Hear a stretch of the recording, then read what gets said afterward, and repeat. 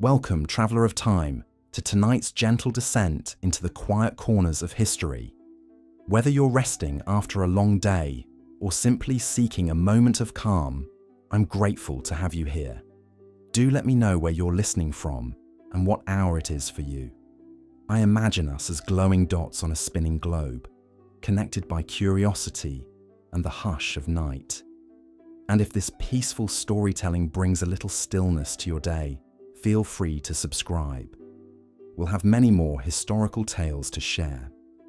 Medieval Europe was a world where invisible killers stalked every village, castle, and monastery, where the simple act of breathing could seal your fate, where entire bloodlines vanished overnight, and where the dead often outnumbered the living. This wasn't a world conquered by armies or destroyed by natural disasters. This was a civilization under siege by microscopic enemies that no sword could defeat and no wall could keep out.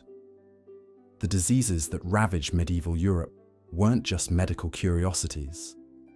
They were forces of history that toppled kingdoms, ended dynasties, and reshaped the very fabric of society. They determined who lived to rule and who died in obscurity. They decided which ideas survived and which knowledge was lost forever.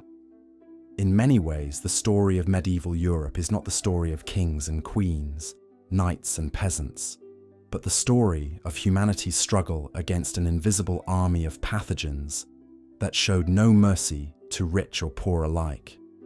When we think of medieval death, we often imagine the battlefield, the clash of steel, the thunder of hooves, the desperate cries of warriors. But the truth is far more terrifying. For every person who died by the sword, dozens more fell to diseases that struck without warning, spread without explanation, and killed without discrimination. These weren't just illnesses, they were apocalyptic events that could empty entire cities in weeks, leaving behind nothing but silence and the stench of death. The medieval world had no understanding of germs, no concept of contagion, and no defense against the biological warfare that nature waged against them daily. They lived in a time when a simple cut could lead to an agonizing death, when childbirth was a gamble with mortality, and when the very air they breathed could carry their doom. They attributed these calamities to divine wrath, to sin, to the alignment of stars, never knowing that their greatest enemies were creatures too small to see yet powerful enough to bring empires to their knees. Consider for a moment what it must have been like to wake up each morning not knowing if this would be the day that death came calling. To watch your children sleep and wonder if they would see another dawn.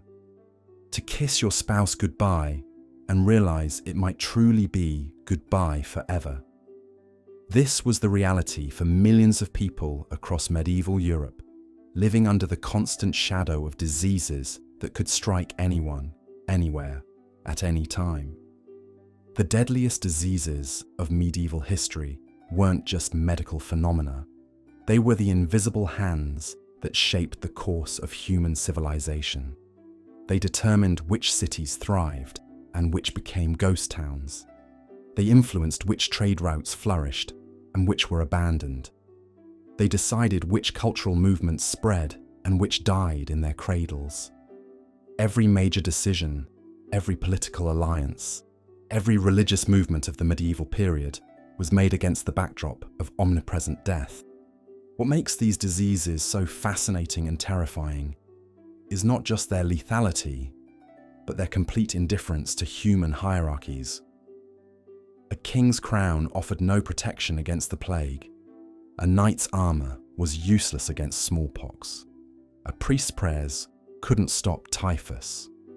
Death was the great equalizer, and disease was its most efficient servant. In the medieval world, your social status, your wealth, your power meant nothing when faced with microscopic killers that recognized no earthly authority. The impact of these diseases went far beyond the immediate horror of death and suffering. They triggered massive social upheavals, economic collapses, and religious crises that reverberated across centuries. When the Black Death killed a third of Europe's population, it didn't just create empty villages, it destroyed the feudal system, triggered peasant revolts, inspired new forms of art and literature, and fundamentally altered humanity's relationship with mortality. These diseases weren't just taking lives, they were rewriting the story of human civilization. But perhaps most chilling of all is how unprepared medieval society was for these biological catastrophes. They had no hospitals as we understand them, no public health systems, no scientific understanding of disease transmission. When plague struck, their response was often to pray harder, punish supposed sinners more severely, or flee in panic. They were fighting a war they didn't understand against an enemy they couldn't see, using weapons that were utterly ineffective. The medical knowledge of the time was a dangerous mixture of ancient superstition, religious doctrine, and well-meaning ignorance. Physicians prescribed treatments that often killed faster than the diseases themselves. They bled patients who were already weak, poisoned them with mercury, and tortured them with procedures that would be considered barbaric today. In trying to heal, they often hastened death. In seeking to cure, they frequently spread contagion. Yet even in this dark age of medicine, there were glimmers of understanding. Some medieval physicians began to notice patterns in disease outbreaks. They observed that certain conditions seemed to spread from person to person. They noticed that some locations were more dangerous than others. These early epidemiologists, working without microscopes or modern scientific methods, laid the groundwork for our current understanding of public health, often paying for their insights with their own lives. The deadliest diseases of medieval history also reveal the incredible resilience of the human spirit. Faced with horrors that would break modern societies, medieval people found ways to adapt, survive, and even thrive. They developed new forms of social organization. They created new economic systems. They found new ways to make meaning from suffering and hope from despair. Their survival is a testament to humanity's remarkable ability to endure even the darkest chapters of history.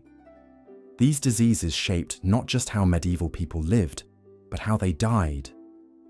Death in the medieval world was often public, communal, and deeply ritualized. When disease struck, entire communities would gather to pray, to mourn, to comfort the dying and support the survivors. Death was not hidden away in hospitals and nursing homes, but was an ever-present part of daily life. This intimacy with mortality gave medieval culture a depth and urgency that is difficult for us to comprehend today. The economic impact of these diseases was staggering. Trade routes were abandoned when merchants feared contagion. Entire industries collapsed when their workers died en masse. Agricultural production plummeted when farmers succumbed to plague. The wealth of nations rose and fell based not on military conquest or diplomatic skill, but on their ability to survive biological catastrophes. Disease was perhaps the most powerful economic force in medieval Europe, capable of destroying decades of prosperity in a matter of months.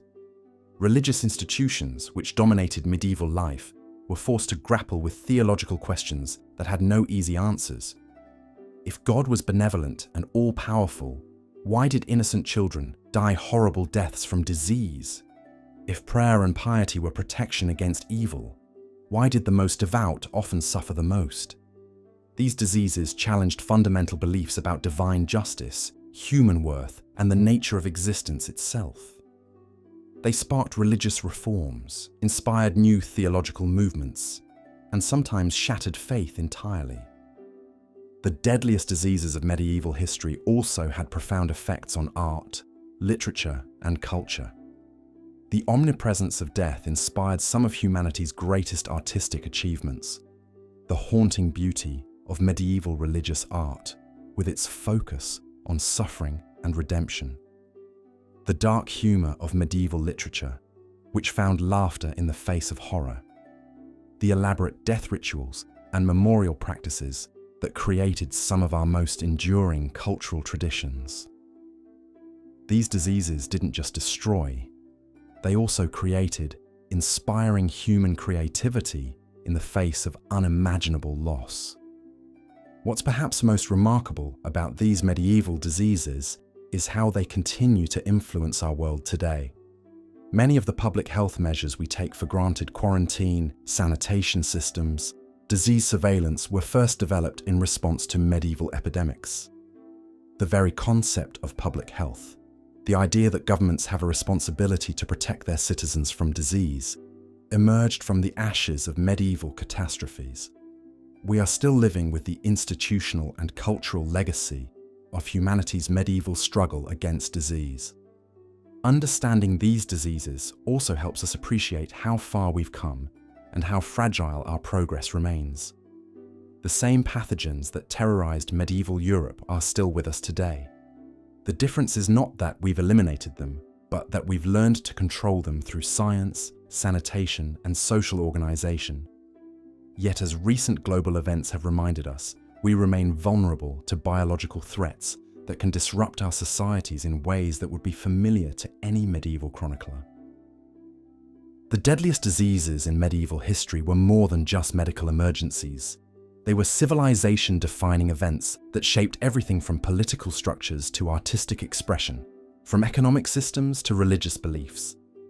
They remind us that human history is not just the story of what we've built, but also the story of what we've survived.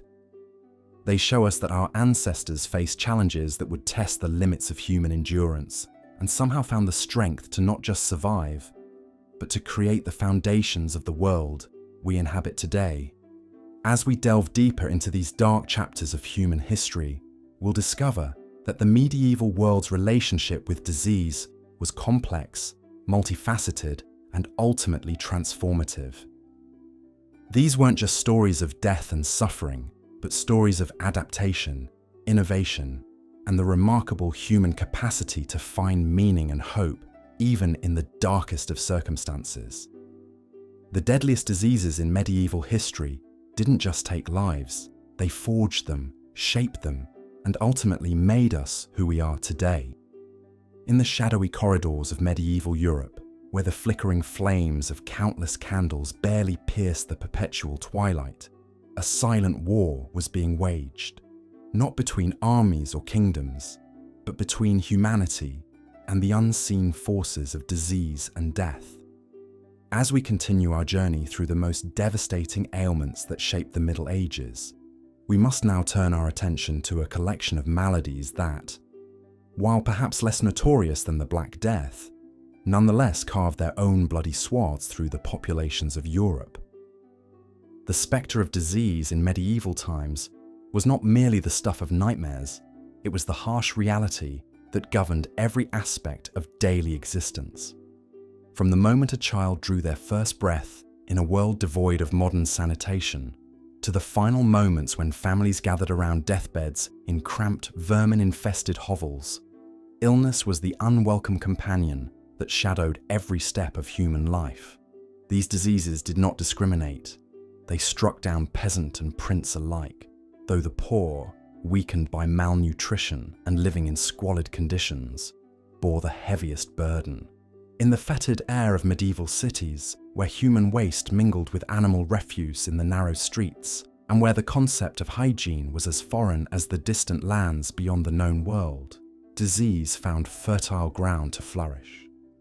The very foundations of medieval society, its rigid class structure, its religious dogma, its primitive understanding of medicine, all conspired to create perfect conditions for epidemic after epidemic to ravage the continent. Consider, if you will, the plight of a typical medieval family during one of these outbreaks. Picture them huddled in their single-room dwelling, sharing their meager space with livestock whose warmth was essential for survival during the brutal winter months. The father, perhaps a blacksmith or a farmer, would continue his labors even as fever racked his body, for to cease working meant starvation for his family. The mother, already weakened by frequent childbirth and poor nutrition, would tend to sick children with remedies passed down through generations, remedies that were more often harmful than helpful. The children themselves faced the most precarious existence of all, with infant mortality rates that would horrify modern sensibilities. It was considered remarkable if half of a family's children survived to adulthood. Those who did reach maturity bore the scars of their struggle: stunted growth from malnutrition, missing teeth from scurvy, and the pallor of those who had danced too often with death and somehow lived to tell the tale.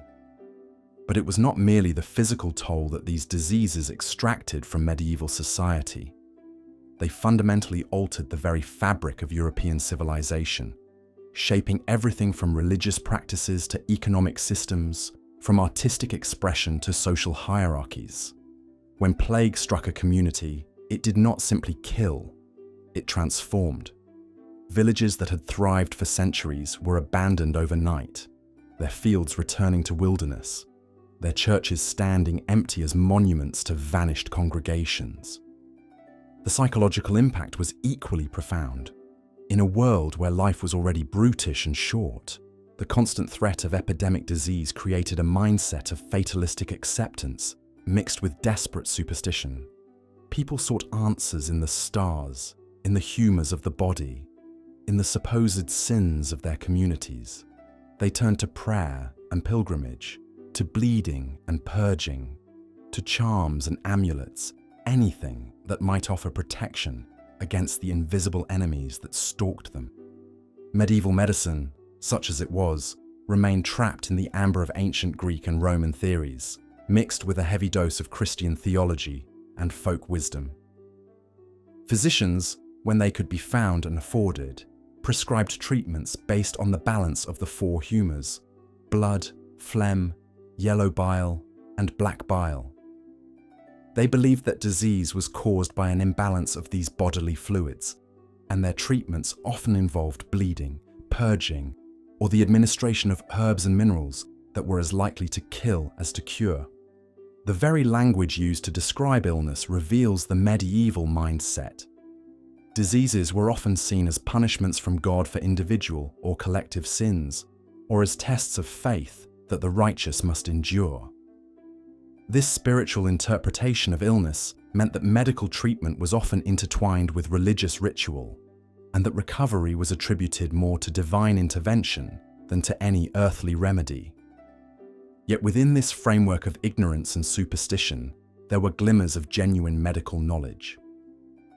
Monastery infirmaries served as repositories of healing wisdom, where monks carefully copied and preserved the medical texts of antiquity.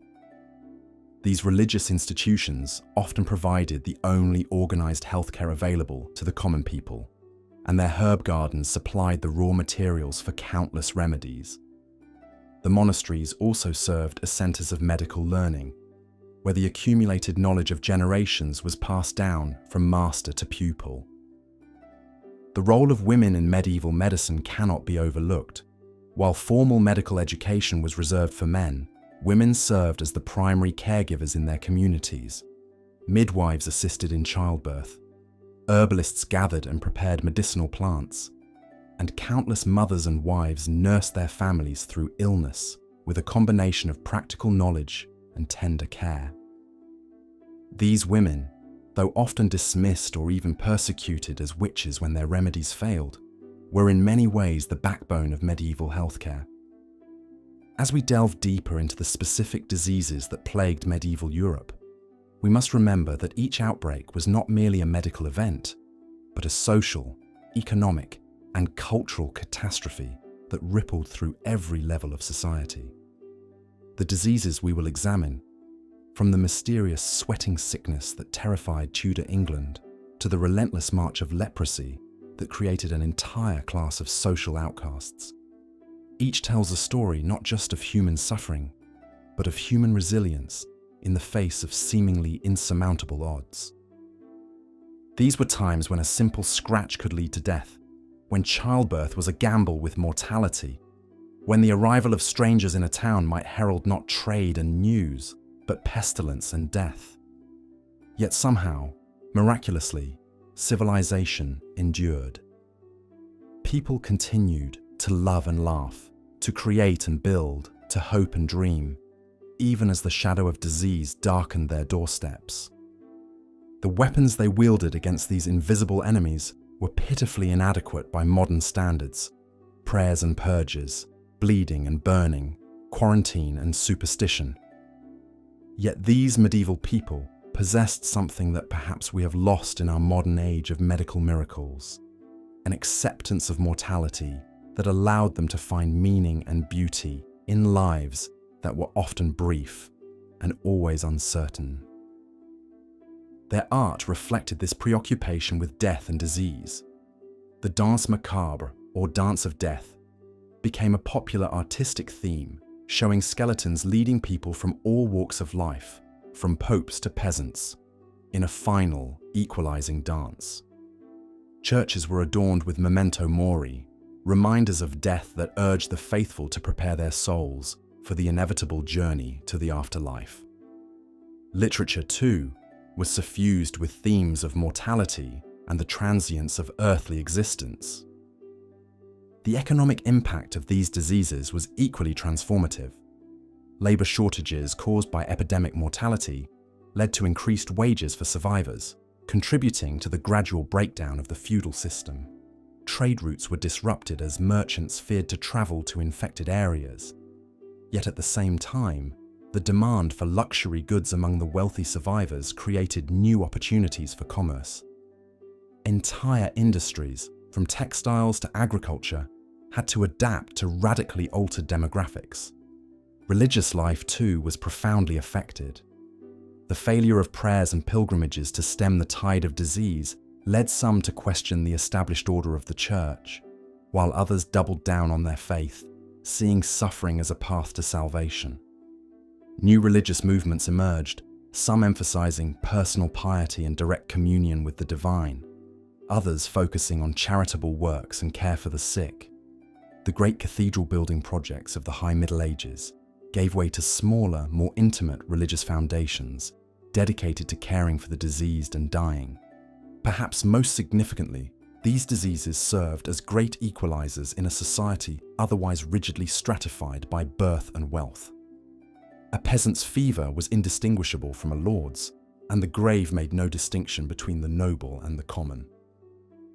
This shared vulnerability to disease created, paradoxically, both greater compassion for human suffering and a heightened awareness of social inequalities that would eventually contribute to social and political upheavals. The medieval response to epidemic disease also laid the groundwork for many modern public health practices. Quarantine, though often brutally enforced, represented an early understanding of contagion. The establishment of hospitals and infirmaries, initially by religious orders, created the institutional framework that would eventually evolve into modern healthcare systems. Even the primitive attempts at record-keeping during outbreaks contributed to the development of epidemiology. As we embark on this exploration of medieval diseases, we must steel ourselves for tales of almost unimaginable suffering. We will encounter symptoms so severe and mortality rates so high that they strain our modern comprehension. We will meet diseases with names that have passed from common knowledge: the king's evil, the falling sickness, the bloody flux, yet whose impacts shaped the course of European history. But we will also discover stories of remarkable human endurance and ingenuity. We will learn of the brave souls who risked their lives to care for the sick, of the scholars who preserved and transmitted medical knowledge across generations, of the communities that found ways to support their most vulnerable members, even in the darkest of times. The diseases we will examine in this continuation of our journey through medieval medical history serve as windows into a world both alien and familiar. Alien in its acceptance of mortality and suffering as inevitable parts of human existence, yet familiar in its fundamental human responses to crisis. The search for meaning, the bonds of compassion, the stubborn refusal to surrender hope, even in the face of overwhelming odds. These medieval maladies remind us that disease has always been humanity's companion, shaping not only our biology, but our culture, our societies, and our souls.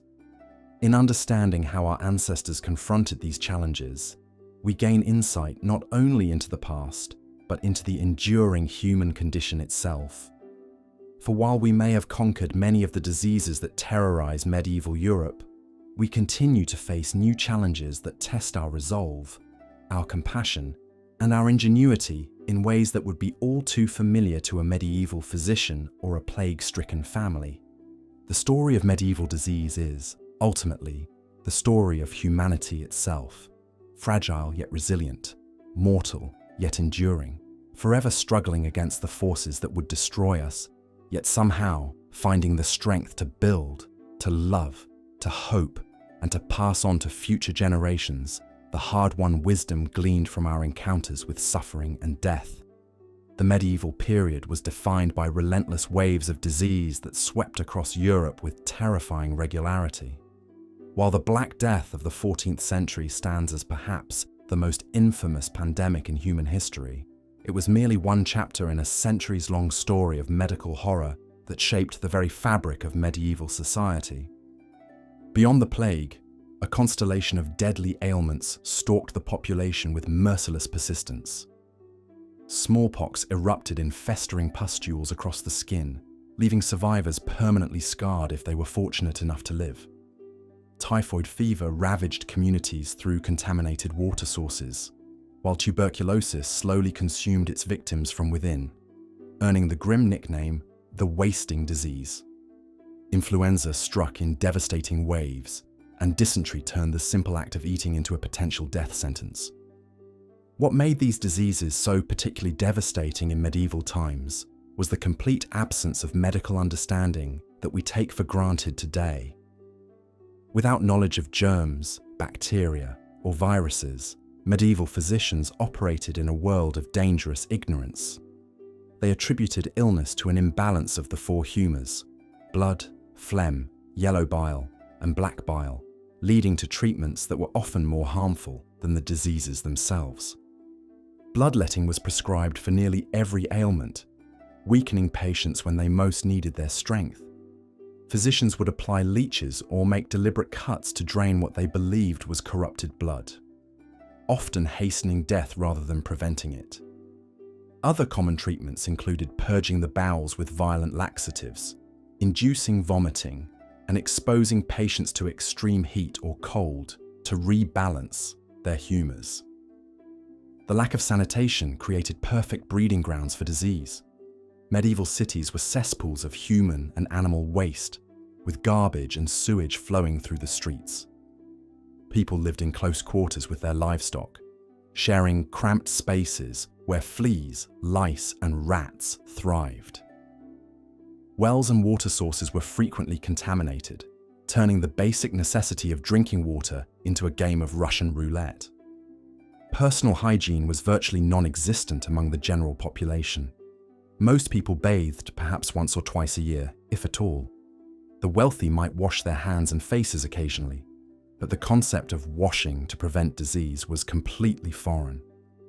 Clothing was rarely cleaned, and people often wore the same garments for months on end, creating walking incubators for parasites and pathogens. Medieval hospitals, run primarily by religious orders, were places where the sick went to die rather than recover. These institutions were more concerned with the spiritual welfare of patients than their physical healing. The dying were packed together in large halls where diseases spread like wildfire from bed to bed. The primary medical intervention was prayer, supplemented by herbal remedies of dubious effectiveness. The psychological impact of living under the constant threat of disease cannot be overstated. Medieval people developed a fatalistic worldview where death could strike at any moment without warning or reason. This uncertainty permeated every aspect of life, from family planning to economic decisions. Parents could not reasonably expect their children to survive to adulthood, and marriages were often cut short by sudden illness. The economic consequences were equally devastating. Entire trade networks collapsed, when plague struck major cities. Agricultural production plummeted as farmers died in the fields, leaving crops to rot unharvested. Skilled craftsmen and their knowledge disappeared overnight, setting back technological and cultural progress by generations. The social order itself was constantly disrupted as disease claimed nobles and peasants alike, though the poor inevitably suffered disproportionately. Religious faith both sustained people through these ordeals and sometimes made them worse.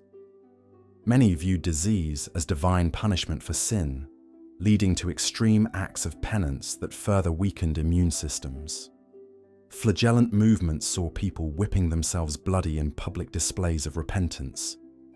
Jews and other minority groups were scapegoated and massacred during plague outbreaks, blamed for poisoning wells or bringing God's wrath upon Christian communities. Yet even in this landscape of medical ignorance and suffering, there were glimmers of progress. Some medieval physicians began to observe patterns in disease transmission, laying the groundwork for future understanding. The concept of quarantine emerged during plague outbreaks, with infected ships forced to wait offshore before entering ports. Hospitals, despite their limitations, represented early attempts at organized medical care and established precedents for institutional healing. The diseases of medieval times were democracy's great equalizer, striking down kings and peasants with equal ferocity. They shaped migration patterns, influenced religious thought, and drove technological innovation as people sought any means to protect themselves. These invisible enemies were as powerful as any army, capable of toppling kingdoms and reshaping the map of Europe. The legacy of medieval disease extends far beyond the Middle Ages themselves. The trauma of repeated pandemics left deep cultural scars that influenced art, literature, and philosophy for centuries. The danse macabre, or dance of death, became a popular artistic motif, depicting skeletons leading people from all walks of life to their graves. This memento mori served as a constant reminder of mortality's universality and the futility of earthly pretensions. Understanding the disease environment of medieval Europe helps us appreciate not only how far medical science has advanced, but also the remarkable resilience of the human spirit. Despite facing threats that would seem apocalyptic by modern standards, medieval people continued to build, create, love, and hope. They developed coping mechanisms and social structures that allowed communities to survive even the most devastating outbreaks.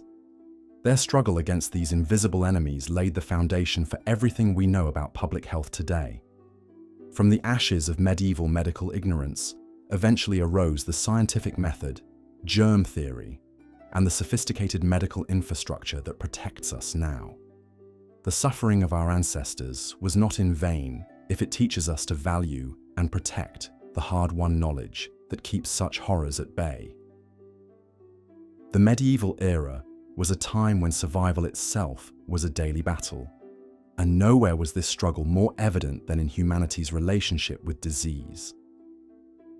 While today we might complain about a common cold or worry about a stomach bug, our medieval ancestors faced an entirely different reality, one where invisible enemies lurked in every breath of air, every sip of water, and every morsel of food. Picture, if you will, a world without antibiotics, without vaccines, without even the most basic understanding of what causes illness. Imagine living in a time when a simple cut could lead to death, when childbirth was a life-threatening gamble, and when entire communities could be wiped out by diseases whose names we barely remember today. This was the harsh reality for millions of people across medieval Europe, where death was not just a distant concept, but a constant companion that could arrive without warning. The medieval understanding of disease was a fascinating mixture of superstition, religion, and crude observation. Most people believed that illness was caused by bad air or miasma, a theory that would persist for centuries. They thought that foul odors and corrupted atmosphere were the primary culprits behind the spread of disease.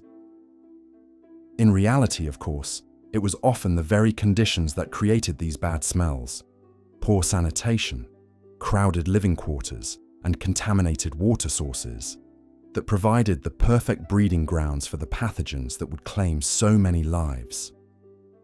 The concept of contagion was poorly understood, if at all. People might notice that diseases seemed to spread from person to person, but they had no idea why or how. Some attributed it to divine punishment for sin, others to the alignment of the stars, and still others to the corruption of the air itself. This lack of understanding meant that efforts to prevent disease were largely ineffective, often based more on hope and ritual than on any scientific foundation. Medical knowledge in medieval times was a patchwork of ancient Greek and Roman texts, Islamic scholarship, folk remedies, and religious doctrine. The works of Galen and Hippocrates were still considered authoritative, even though many of their theories were fundamentally flawed. The dominant medical theory was that of the four humours: blood, phlegm, yellow bile, and black bile, which were thought to govern health and disease. According to this theory, illness occurred when these humours became imbalanced, and treatment involved trying to restore equilibrium through various means, many of which were more harmful than helpful. Bloodletting was perhaps the most common medical procedure of the time, prescribed for everything from headaches to heart problems. Physicians believed that removing blood would help rebalance the humours and cure the patient. In reality, this practice often weakened already sick individuals, making them more susceptible to infection and death. Similarly, purging through induced vomiting or diarrhea was thought to rid the body of corrupted humours, but instead often led to dangerous dehydration and further complications. The tools and techniques available to medieval physicians were primitive by today's standards. Surgery was performed without anesthesia or antiseptics, making it an agonizing and often fatal procedure. Instruments were crude and often reused without proper cleaning, spreading infection from patient to patient. Many surgical procedures that we consider routine today were simply impossible, and even minor operations carried a high risk of death from infection or shock. Herbal remedies formed the backbone of medieval medicine, and while some of these treatments had genuine therapeutic value, many were based more on superstition than science.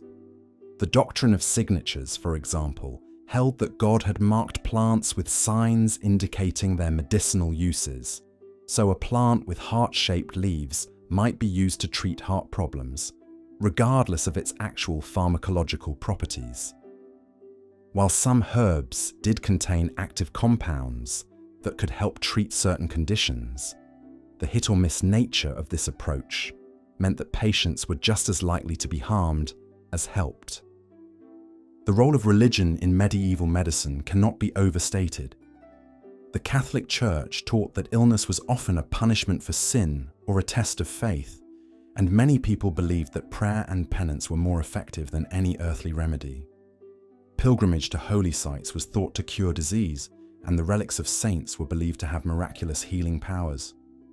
While faith could provide psychological comfort to the suffering, it did little to address the underlying causes of disease. This religious framework also influenced how medical care was provided. Many hospitals were run by religious orders, and the focus was often more on spiritual care than physical healing. The sick were seen as an opportunity for the healthy to practice Christian charity, and caring for them was considered a religious duty. While this meant that some basic care was available to the poor, it also meant that medical treatment was often secondary to spiritual concerns. The typical medieval hospital bore little resemblance to modern medical facilities. They were often little more than hospices, where the sick could die with dignity, rather than places where they might actually recover. Conditions were frequently unsanitary, with multiple patients sharing beds and little attention paid to preventing the spread of infection. The sick, the dying, and sometimes even the dead might be found side by side, creating an environment that was more likely to spread disease than cure it. For the vast majority of medieval people, medical care was a luxury they could rarely afford. Professional physicians were expensive and primarily served the wealthy, while most common folk had to rely on local wise women, barber surgeons, or their own knowledge of folk remedies. These healers often had more practical experience than university-trained doctors, but they lacked access to the best available knowledge and resources. The barber surgeons occupied a unique position in medieval medical hierarchy. Originally, these were simply barbers who, in addition to cutting hair and shaving beards, performed minor surgical procedures like tooth extraction and bloodletting. Over time, some became quite skilled at these tasks, but they were still considered inferior to university-trained physicians. The famous red and white striped barber pole actually originated from this practice, the red representing blood and the white representing bandages. Women played a crucial role in medieval healthcare, though their contributions were often overlooked or dismissed by male-dominated medical institutions. As midwives, they assisted with childbirth and cared for women's health issues. As wise women or herbalists, they maintained knowledge of medicinal plants and home remedies. Many women became skilled healers through necessity and experience, but they were also vulnerable to accusations of witchcraft if their treatments failed or if they were too successful, and thus seen as threatening to established medical authority. The training of physicians in medieval times was largely theoretical rather than practical. Medical schools, when they existed, focused on studying ancient texts rather than observing actual patients. Students might spend years learning about the humours and reading Galen without ever examining a sick person. Dissection of human bodies was rare and often forbidden, meaning that knowledge of anatomy was based more on animal dissections and ancient texts than on actual human observation. This theoretical approach to medicine meant that treatments were often based on logical reasoning from flawed premises rather than empirical observation. If a patient had a fever, for example, the physician might reason that they had too much hot humour and needed cooling treatments, regardless of what was actually causing the fever. This could lead to treatments that were not only ineffective, but actively harmful. The concept of quarantine did exist in medieval times, though it was not well understood or consistently applied. The word itself comes from the Italian 40 giorni, meaning 40 days, the period that ships were required to wait before entering port during plague outbreaks. However, quarantine measures were often implemented too late or too inconsistently to be effective, and the lack of understanding about how diseases spread meant that they were frequently applied in ways that did little good. Medieval people did recognize that some diseases were more common in certain seasons or locations. They noticed that malaria was more prevalent in swampy areas, though they attributed this to bad air rather than mosquitoes.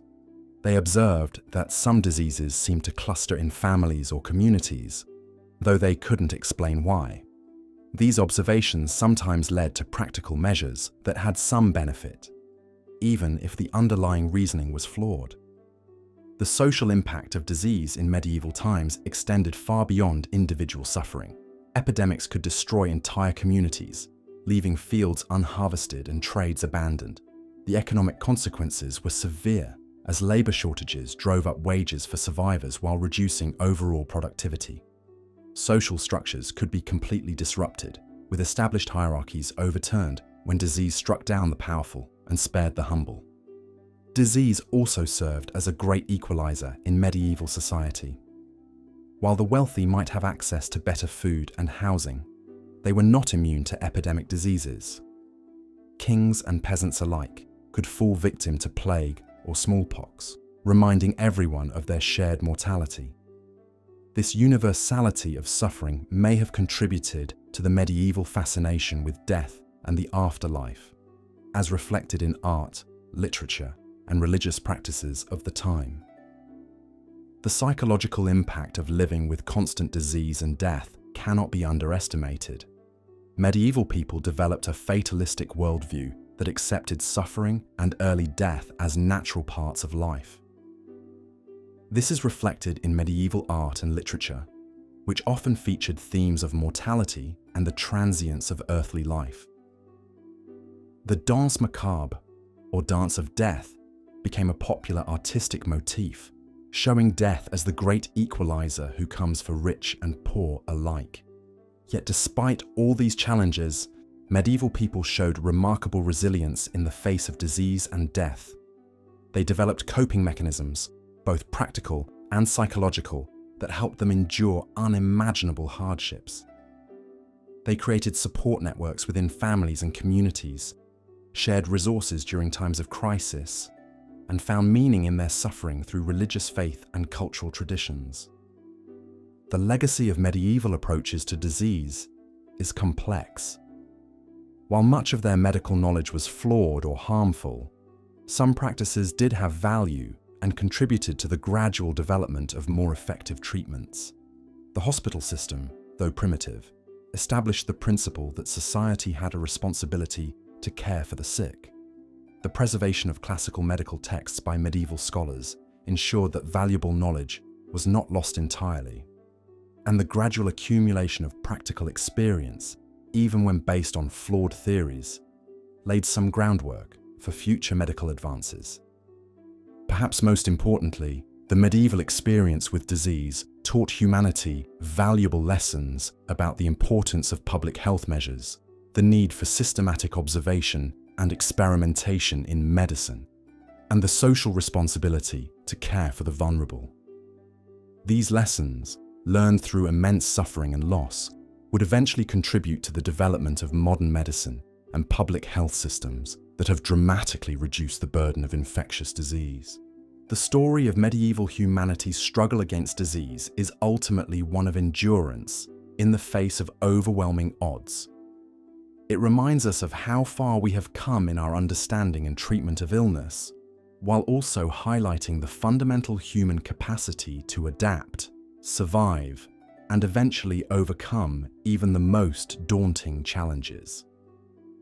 In their suffering and their persistence, our medieval ancestors laid the foundation for the medical advances that protect us today. Looking at the provided script summary and reference materials, I'll continue the medieval diseases script with part 5, focusing on maintaining the established tone and progression while introducing new diseases and their societal impacts. But even as communities struggled to rebuild from the devastation of plague, other deadly afflictions continued to stalk the medieval world with relentless persistence. Leprosy, perhaps more than any other disease, embodied the profound fear and superstition that surrounded illness in this era.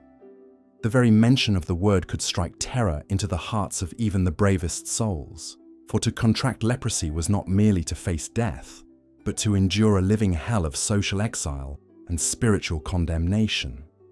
The leper became a figure of both pity and revulsion, forced to wear distinctive clothing and ring bells to warn of their approach.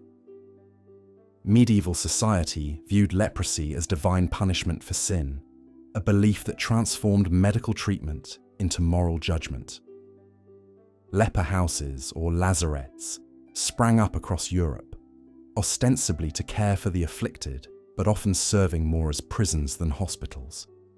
These institutions, while providing basic shelter and sustenance, effectively removed lepers from society entirely, condemning them to live out their remaining days in isolation from family, friends, and the broader community. The psychological torment of leprosy often proved as devastating as its physical symptoms. Imagine the anguish of a medieval craftsman, perhaps a skilled blacksmith or weaver, watching helplessly as his fingers became increasingly numb and clumsy, knowing that his livelihood would soon be lost forever. Picture a young mother discovering the telltale patches on her skin, realizing she would never again hold her children or share a meal with her husband. The disease stripped away not just physical capability, but human dignity itself, reducing vibrant individuals to objects of fear and disgust. Medieval medicine's understanding of leprosy was hopelessly muddled with religious doctrine and folk superstition. Physicians prescribed bizarre treatments ranging from viper's blood to unicorn horn, while priests insisted on spiritual remedies like pilgrimage and penance. The wealthy might afford slightly better care in private facilities, but for the common people, a diagnosis of leprosy meant immediate and irreversible social death. Families would hold funeral services for living relatives, legally declaring them dead to inherit their property and sever all ties. The stigma surrounding leprosy was so profound that it gave rise to elaborate rituals of exclusion. In some regions, suspected lepers were subjected to formal trials where their fate hung in the balance as community leaders examined their symptoms. Those found guilty faced immediate banishment, forced to surrender all worldly possessions and don the distinctive garb of the outcast. They were forbidden from entering churches, markets, or any public gathering, condemned to survive on charity, thrown from a safe distance or whatever meager sustenance they could scavenge. Yet within these communities of the condemned, remarkable bonds of solidarity often formed. Leper colonies developed their own social structures, systems of governance, and even forms of commerce.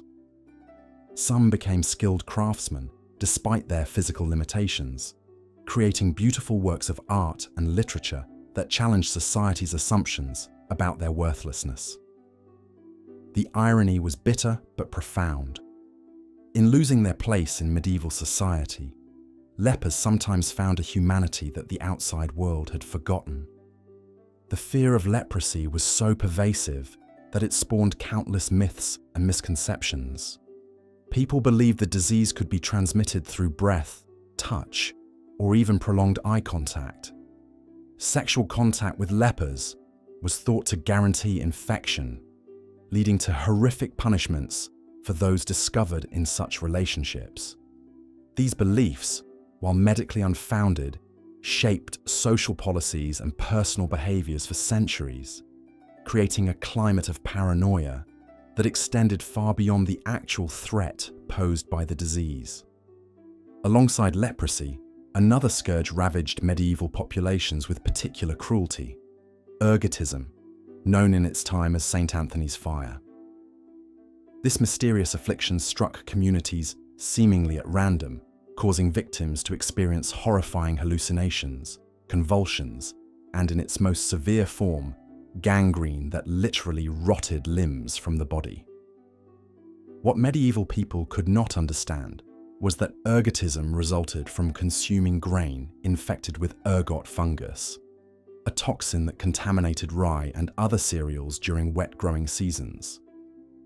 The symptoms of ergotism were so bizarre and terrifying that they seemed to confirm humanity's worst fears about divine wrath and demonic possession.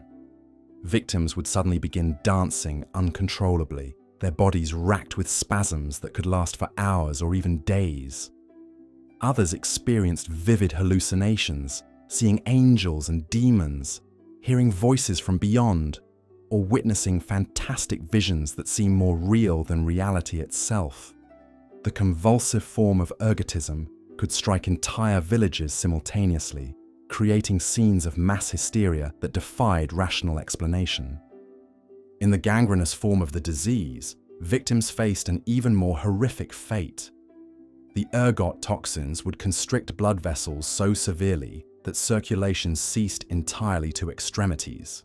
Fingers, toes, hands, and feet would literally die while still attached to the body, eventually falling off in putrid, blackened chunks. The pain was excruciating, often driving sufferers to madness before merciful death finally claimed them. Medieval chroniclers describe scenes of unimaginable horror, with entire families losing limbs while praying desperately for divine intervention. The religious implications of ergotism were profound and far-reaching. Many outbreaks were interpreted as signs of the apocalypse or evidence of widespread sin, requiring community-wide penance. The Order of St. Anthony gained particular prominence by claiming special powers to heal the afflicted, establishing hospitals and pilgrimage sites that drew desperate sufferers from across Europe. These institutions, while providing some comfort to victims, also profited enormously from the fear and superstition surrounding the disease. The social disruption caused by ergotism epidemics could be catastrophic for medieval communities. When significant portions of the population were simultaneously afflicted with convulsions and hallucinations, normal social and economic functions ground to a halt. Fields went unharvested, crafts were abandoned, and governance collapsed as leaders either fell victim themselves or fled in terror. The random nature of ergotism outbreaks, striking one village while sparing its neighbour, reinforced beliefs about divine judgment and the arbitrary nature of fate. Perhaps most tragically, ergotism often struck the poorest members of society with disproportionate severity. Wealthy households could afford to import grain from distant regions or store their harvests in conditions that minimized fungal contamination. The poor, however, had little choice but to consume whatever bread they could obtain, often from the very grain that harbored the deadly ergot fungus. This pattern of differential impact reinforced existing social hierarchies, while adding another layer of suffering to lives already marked by hardship and deprivation. The psychological impact of witnessing ergotism outbreaks cannot be overstated. Imagine a medieval peasant watching his neighbour suddenly begin convulsing violently before his very eyes, screaming about visions of hell and damnation. Picture a mother helplessly observing as her child's fingers blackened and fell away piece by piece, despite her desperate prayers and offerings to every saint she could name. These experiences traumatized entire communities, creating collective memories of horror that persisted for generations. Medieval attempts to treat ergotism were uniformly futile and often counterproductive. Physicians prescribed bloodletting to remove corrupted humours, while priests performed exorcisms to cast out supposed demons. Hot baths were thought to draw out toxins, but actually worsened circulation problems and accelerated gangrene. Pilgrimage to holy sites was considered the most effective remedy, leading to massive movements of sick and dying people who spread panic wherever they travelled. The ineffectiveness of these treatments only deepened the sense of helplessness and divine abandonment that characterized the medieval response to epidemic disease. The economic consequences of ergotism outbreaks rippled through medieval society in complex and devastating ways. When ergot contaminated grain stores, entire regions faced not only immediate health crises, but also long-term food shortages. Merchants hesitated to trade in affected areas, fearing both contagion and economic loss. Agricultural productivity plummeted as farmers became reluctant to plant rye, the crop most susceptible to ergot infection, but also a dietary staple for much of the population. This created a vicious cycle where attempts to avoid the disease led to malnutrition and increased vulnerability to other illnesses. The random and inexplicable nature of ergotism outbreaks also contributed to the climate of fear and superstition that permeated medieval life. Unlike plague, which followed somewhat predictable patterns of transmission, ergotism seemed to strike without warning or apparent cause. This unpredictability made it particularly terrifying to populations already struggling with the uncertainties of daily survival. The disease became associated with divine displeasure, leading to increased religious fervor, persecution of marginalized groups, and desperate attempts to appease an apparently angry God through extreme acts of penance and sacrifice. Yet another disease that haunted medieval populations was what we now know as tuberculosis, though it was known by many names including consumption, phthisis, and the wasting disease. Unlike the dramatic and sudden onset of plague or ergotism, tuberculosis was a slow killer that consumed its victims gradually over months or years. This prolonged dying process created its own unique form of suffering, as families watched beloved relatives slowly fade away, their bodies becoming increasingly frail and skeletal despite desperate attempts at treatment and care. The symptoms of tuberculosis were both debilitating and socially stigmatizing. The characteristic persistent cough, often accompanied by blood-stained sputum, marked sufferers as diseased and potentially dangerous to others. Medieval people correctly observed that the disease seemed to spread among household members, though they attributed this to corrupted air or divine punishment rather than bacterial transmission. The wasting away of flesh, despite maintained appetite in early stages, seemed particularly mysterious and frightening to observers who had no understanding of the underlying pathological processes. Tuberculosis struck all levels of medieval society, but had particularly devastating effects on urban populations living in crowded, poorly ventilated conditions. Monasteries, with their communal living arrangements and shared dormitories, were especially vulnerable to tuberculosis outbreaks that could decimate entire religious communities. The disease showed no respect for holiness or devotion, striking down pious monks and nuns alongside the most hardened sinners, challenging religious explanations that linked illness to moral failings. The prolonged nature of tuberculosis created unique social and economic burdens for medieval families. Unlike diseases that killed quickly, consumption required extended periods of care that could bankrupt households and exhaust the emotional resources of caretakers. Sufferers often remained partially functional for months or years, creating difficult decisions about work, marriage, and inheritance. Children with tuberculosis pose particularly heartbreaking dilemmas, as parents face the agonizing choice between continued costly treatment and acceptance of inevitable death. Medieval treatments for tuberculosis ranged from the merely ineffective to the actively harmful. Physicians prescribed complex regimens involving dietary restrictions, herbal preparations, and bloodletting that often weakened patients further. The wealthy might travel to distant locations seeking cures, spending fortunes on treatments that provided false hope but no real benefit. Religious remedies included pilgrimage to holy sites, veneration of specific saints, and participation in elaborate rituals designed to win divine favor and healing. The social isolation experienced by tuberculosis sufferers was less dramatic than that imposed on lepers, but equally devastating in its own way. The visible signs of the disease, the persistent cough, the gradual wasting, the bloody sputum, marked victims as diseased and potentially contagious.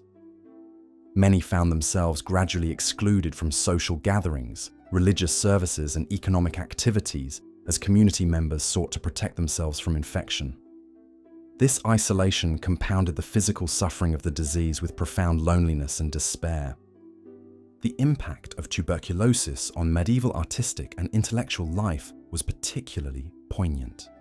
Many of the era's most creative minds fell victim to the disease, their potential contributions to human knowledge and culture cut short by the slow progression of consumption.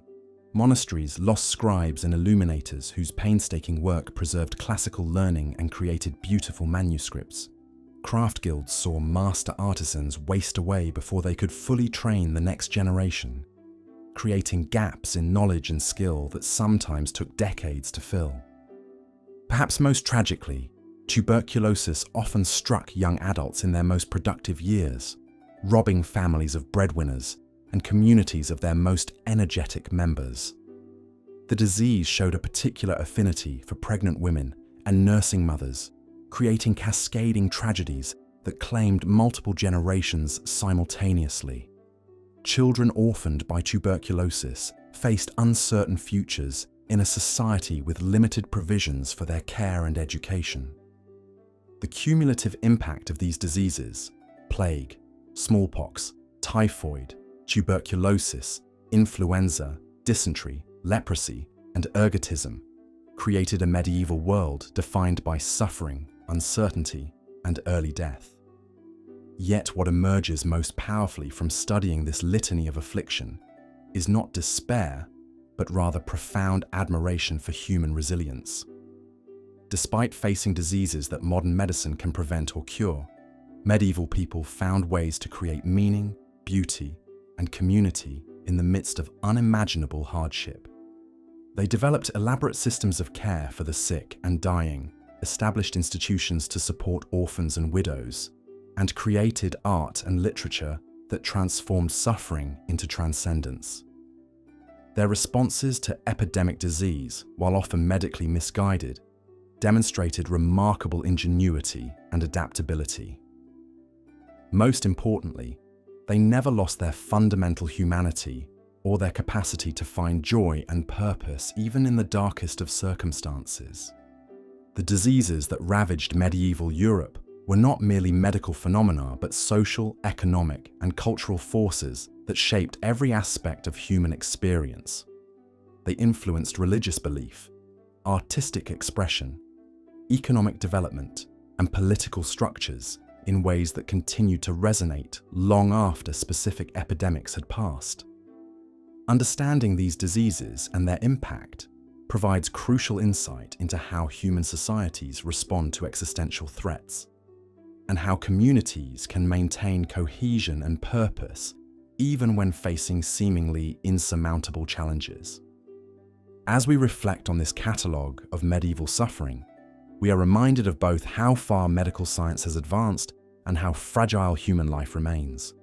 The diseases that terrorized our ancestors continue to exist in modified forms, and new threats constantly emerge to challenge human ingenuity and resilience. The medieval experience with epidemic disease offers both cautionary tales about the consequences of medical ignorance and inspiring examples of human courage in the face of overwhelming adversity. Word count: 1,847. The Deadliest Diseases in Medieval History, Part 6. As dawn broke over the plague-ravaged villages of medieval Europe, survivors emerged from their homes to confront a world forever changed by the relentless march of disease. The Black Death had taken its toll, but it was merely the most infamous of countless pestilences that swept through the medieval world like harbingers of doom. In the aftermath of such devastation, communities that had once thrived now resembled ghost towns, their streets littered with the remnants of lives cut tragically short. The psychological impact of living under the constant threat of disease cannot be overstated. Medieval people developed what we might today recognize as collective trauma, a shared understanding that death could arrive without warning, regardless of age, social status, or perceived virtue.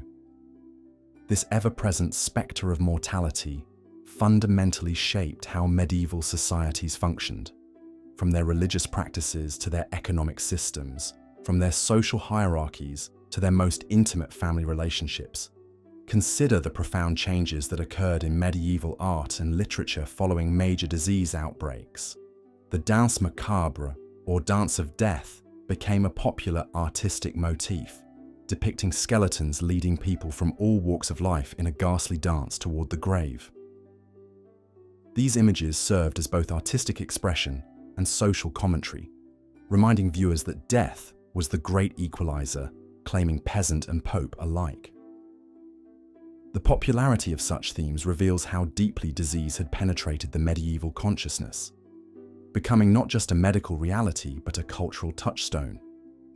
Religious institutions, which had long provided comfort and explanation for life's mysteries, found themselves grappling with unprecedented challenges.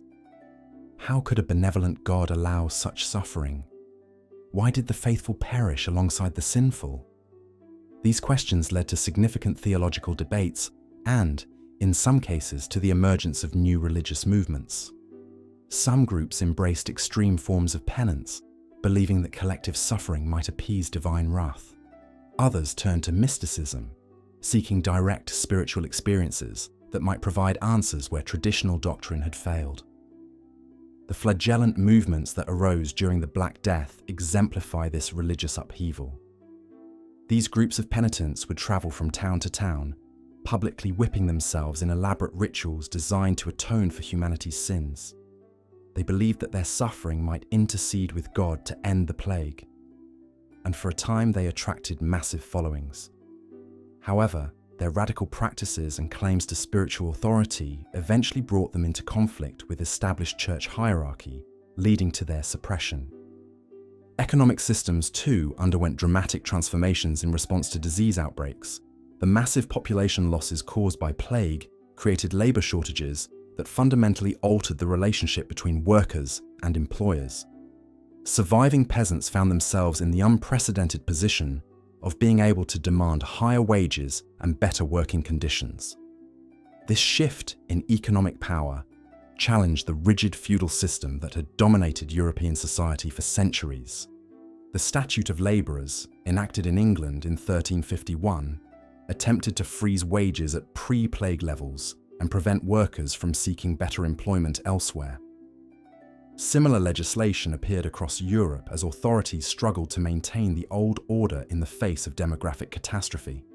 However, these efforts were largely unsuccessful, as the simple reality of supply and demand meant that labour had become more valuable. The resulting social tensions would eventually contribute to major upheavals such as the English Peasants' Revolt of 1381.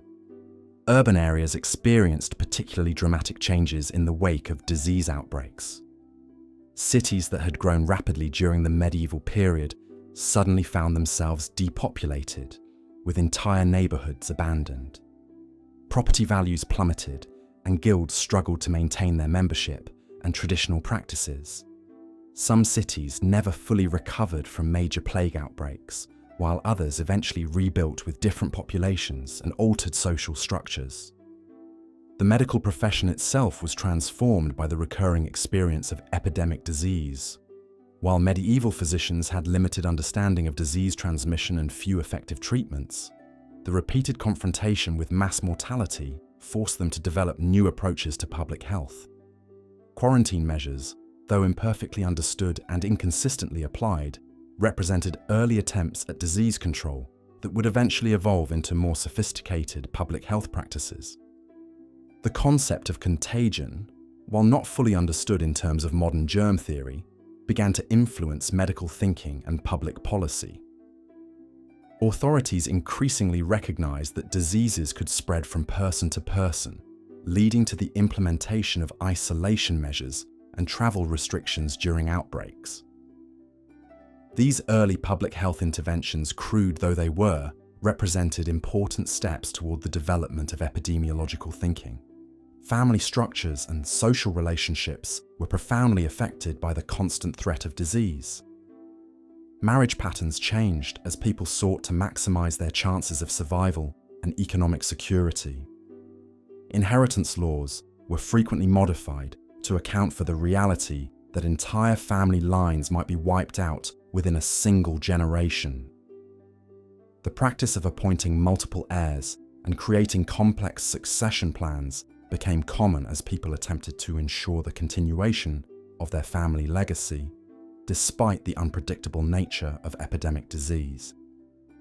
Children, who were particularly vulnerable to many medieval diseases, occupied a complex position in this environment. While infant and child mortality rates were tragically high, survivors often found themselves inheriting property and responsibilities at unusually young ages. This created a generation of young adults who had witnessed extraordinary suffering, but also possessed resources and opportunities that might not have been available under normal circumstances. The constant presence of disease also influenced medieval concepts of time and planning. While we might take for granted the ability to make long-term plans and investments, medieval people lived with the understanding that any such plans might be disrupted by the sudden onset of epidemic disease. This uncertainty contributed to a culture that emphasized immediate gratification in some respects, while also fostering deep spiritual contemplation about the meaning and purpose of life. Trade and commerce were repeatedly disrupted by disease outbreaks, as merchants found their routes blocked by quarantine measures and their markets devastated by population losses. However, these disruptions also created opportunities for innovation and adaptation. New trade routes were established, new products were developed to meet changed circumstances, and new financial instruments were created to manage the increased risks associated with commercial ventures. The intellectual life of medieval Europe was similarly affected by the recurring experience of epidemic disease. Universities, which had been growing in number and influence throughout the medieval period, found their student populations and faculty decimated by plague outbreaks. However, those institutions that survived often emerged stronger, as the concentration of surviving scholars led to intensified intellectual exchange and innovation. Medical education, in particular, was transformed by the practical experience of treating epidemic diseases. While formal medical theory remained rooted in classical texts and humoral theory, practicing physicians were forced to confront the limitations of traditional approaches. This tension between theory and practice would eventually contribute to the development of more empirical approaches to medicine. The legal systems of medieval Europe were also forced to adapt to the realities of epidemic disease. Courts had to develop procedures for handling the massive number of inheritance disputes that arose when entire families perished within short periods. New laws were created to address the problems of abandoned property and disrupted contracts. The very concept of legal continuity was challenged when entire communities might be wiped out, taking with them the local knowledge and customs that had governed legal practice. Women's roles in medieval society were particularly affected by epidemic diseases, both negatively and positively. On one hand, the high mortality rates among women of childbearing age, combined with the dangers of pregnancy and childbirth in an era of limited medical knowledge, created enormous pressures on female survival and reproduction. On the other hand, the labor shortages created by plague outbreaks sometimes opened new economic opportunities for women, allowing them to take on roles that had previously been restricted to men. The rise of beguines and other semi-religious communities of women during the later medieval period can be partially understood as a response to the social disruptions caused by epidemic disease. These communities provided both spiritual fulfillment and economic security for women who might otherwise have struggled to survive in a world where traditional family structures had been disrupted by high mortality rates. Technological innovation was both hindered and spurred by the experience of epidemic disease. While the immediate disruption of craft traditions and apprenticeship systems slowed some forms of technological development, the labor shortages created by plague outbreaks also encouraged the development of labor-saving devices and techniques. The increased use of water and wind power during the later medieval period can be partially attributed to the need to accomplish necessary work with fewer available workers. Military practices and warfare were fundamentally altered by the recurring experience of epidemic disease. Armies became vectors for disease transmission, and military campaigns were frequently disrupted or abandoned due to outbreaks among troops. The development of new forms of siege warfare was influenced by the understanding that disease could be as effective as conventional weapons in reducing enemy strongholds. The psychological impact of living under constant threat extended beyond individual trauma to influence collective decision-making and social institutions. Medieval communities developed elaborate rituals and practices designed to provide some sense of control over forces that were largely beyond their understanding. These ranged from religious processions and public prayers to more secular practices, such as the establishment of hospitals and charitable institutions. The medieval hospital, while rudimentary by modern standards, represented an important institutional response to the challenge of epidemic disease. These institutions served not only as places of treatment, but also as centers for community organization and mutual support during times of crisis. The development of hospital networks across medieval Europe can be understood as an early form of public health infrastructure, designed to provide care for the sick and dying while also serving broader social functions. The experience of recurring epidemic disease also influenced medieval concepts of governance and political authority. Rulers who could effectively respond to health crises gained legitimacy and popular support, while those who appeared helpless in the face of disease, outbreaks often faced challenges to their authority. This created incentives for political leaders to develop more sophisticated approaches to crisis management and public administration. The long-term demographic effects of medieval epidemic diseases extended far beyond the immediate mortality they caused. Repeated population bottlenecks led to genetic changes in European populations, as certain traits that conferred disease resistance became more common. These evolutionary pressures would have lasting effects on European populations and their descendants around the world. As we reflect on this dark chapter of human history, we must recognize that the medieval experience with epidemic disease was not simply a story of suffering and death, but also one of remarkable human resilience and adaptation. Communities that faced near extinction managed to rebuild and even thrive. Individuals who witnessed unimaginable loss found ways to create meaning and purpose in their lives. Institutions that seemed on the verge of collapse evolved and emerged stronger. The legacy of medieval epidemic diseases extends far beyond the historical period in which they occurred. The public health measures, medical practices, and social institutions that developed in response to these challenges provided the foundation for many aspects of modern society. The hard-won knowledge about disease prevention and treatment, accumulated through centuries of trial and error, contributed to the eventual development of modern medicine and epidemiology. Perhaps most importantly, the medieval experience with epidemic disease reminds us of both human vulnerability and human strength.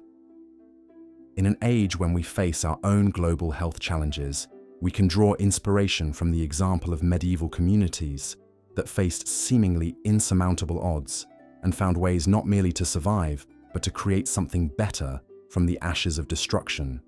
Their story is ultimately one of hope, triumphing over despair, of community solidarity overcoming individual fear, and of human ingenuity finding solutions to even the most intractable problems. The deadliest diseases of medieval history were indeed terrible in their scope and impact, but they were not the end of the story.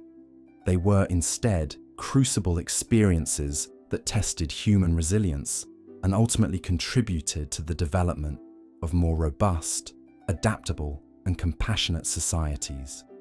In learning from their struggles, we honor their memory and better prepare ourselves for the challenges that lie ahead.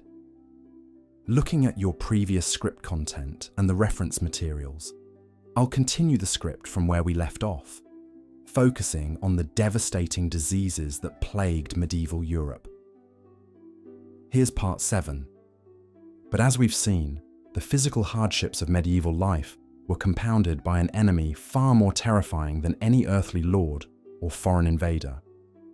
Disease stalked the medieval world like a relentless predator, claiming victims with ruthless efficiency and reshaping entire civilizations in its wake. Among these microscopic killers, none were more feared or more devastating than the sweeping sickness, a mysterious ailment that would periodically descend upon communities like a biblical plague, leaving death and despair in its path. The sweating sickness first appeared in England in 1485, arriving with such sudden and terrifying force that it seemed to emerge from the very depths of hell itself. Unlike the Black Death, which announced itself with telltale buboes and gave its victims days or weeks to prepare for their fate, the sweating sickness struck with lightning speed. A person could wake up feeling perfectly healthy in the morning and be dead before the sun set that same day. The symptoms were as mysterious as they were deadly. Victims would suddenly be seized by violent chills, followed by an overwhelming fever that caused them to sweat profusely. Their skin would burn to the touch, yet they would shiver uncontrollably. A crushing headache would split their skull like an axe, while their heart raced as if trying to escape their chest. Within hours, many would fall into a stupor, their breathing becoming shallow and labored until it simply stopped altogether. What made the sweating sickness particularly terrifying was its apparent preference for the wealthy and powerful. While plague and other diseases typically ravaged the poor first, this mysterious killer seemed to delight in claiming nobles, merchants, and clergy. It was as if death itself had developed a taste for fine living and sought out those who dwelt in comfortable chambers rather than drafty hovels. The court of Henry VII lived in constant terror during the outbreaks. Nobles would flee London at the first whisper of the disease, abandoning their estates and retreating to remote castles in the countryside. But the sweating sickness seemed to follow them wherever they went, appearing in manor houses and monasteries with equal ferocity. Some believed it was divine punishment for the sins of the wealthy, while others whispered that it was carried on the wind itself, making no place truly safe. Arthur Tudor, the eldest son of Henry VII and heir to the English throne, fell victim to the sweating sickness in 1502. The young prince had recently married Catherine of Aragon in a union designed to strengthen ties between England and Spain. But within months of his wedding, Arthur was struck down by the mysterious disease at Ludlow Castle. Despite having access to the finest physicians in the realm, he died within days, leaving his younger brother Henry to inherit the throne that would make him Henry VIII. The physicians of the time were utterly baffled by the sweating sickness. Their traditional remedies of bloodletting, purging, and herbal concoctions proved useless against this swift killer. Some doctors theorized that it was caused by corrupted air. Others blamed an excess of hot humors in the blood. A few even suggested that it was spread by looking into the eyes of an infected person, leading people to avoid eye contact entirely during outbreaks. One of the most chilling aspects of the sweating sickness was how it seemed to target the young and healthy. While other diseases typically claimed the very old, the very young, or those already weakened by other ailments, this mysterious killer preferred victims in the prime of life. Strong men who could wield a sword all day would be reduced to shivering, sweating wrecks within hours. Beautiful young women who had danced at court the night before would be found dead in their beds by morning. The social disruption caused by the sweating sickness was immense. During outbreaks, entire cities would empty as people fled to the countryside. Markets closed, courts suspended their sessions, and even churches locked their doors. The disease seemed to spread wherever people gathered, making normal social and economic life impossible. Trade ground to a halt as merchants refused to enter infected areas, and food shortages became common as farmers abandoned their fields. Thomas More, the great humanist and future saint, described the terror of living through a sweating sickness outbreak in vivid detail. He wrote of how neighbors would cross the street to avoid each other, how families would barricade themselves in their homes for weeks at a time, and how the sound of church bells tolling for the dead became so constant that authorities ordered them silenced to prevent panic. The disease struck England 5 more times over the next 70 years, each outbreak claiming thousands of lives and sending shockwaves through society.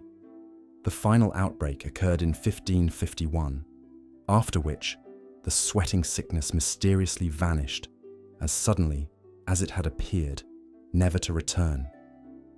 To this day, historians and medical experts debate what the sweating sickness actually was, with theories ranging from an early form of influenza to a unique viral infection that somehow burned itself out.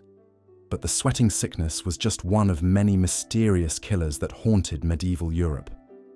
Dancing mania, also known as St. Vitus's dance, was another bizarre affliction that would periodically seize entire communities.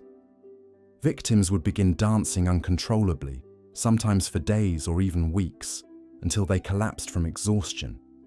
Some died from heart failure or stroke brought on by the relentless movement, while others sustained serious injuries from their frenzied gyrations. The first recorded outbreak of dancing mania occurred in Aachen in 1374, where hundreds of people suddenly began dancing in the streets. the affliction spread rapidly to other cities along the Rhine, creating a bizarre spectacle of mass hysteria. Witnesses described how the dancers would leap and spin with wild abandon, their faces contorted in expressions of both ecstasy and agony. They seemed unable to stop themselves, as if possessed by some demonic force that compelled them to dance until their bodies gave out. The most famous outbreak occurred in Strasbourg in 1518, when a woman named Frau Trophea began dancing alone in the street. Within a week, dozens of others had joined her, and within a month, the number of dancers had swollen to around 400. The local authorities, believing that the afflicted could only be cured by more dancing, hired musicians and built a stage to encourage the frenzied movement.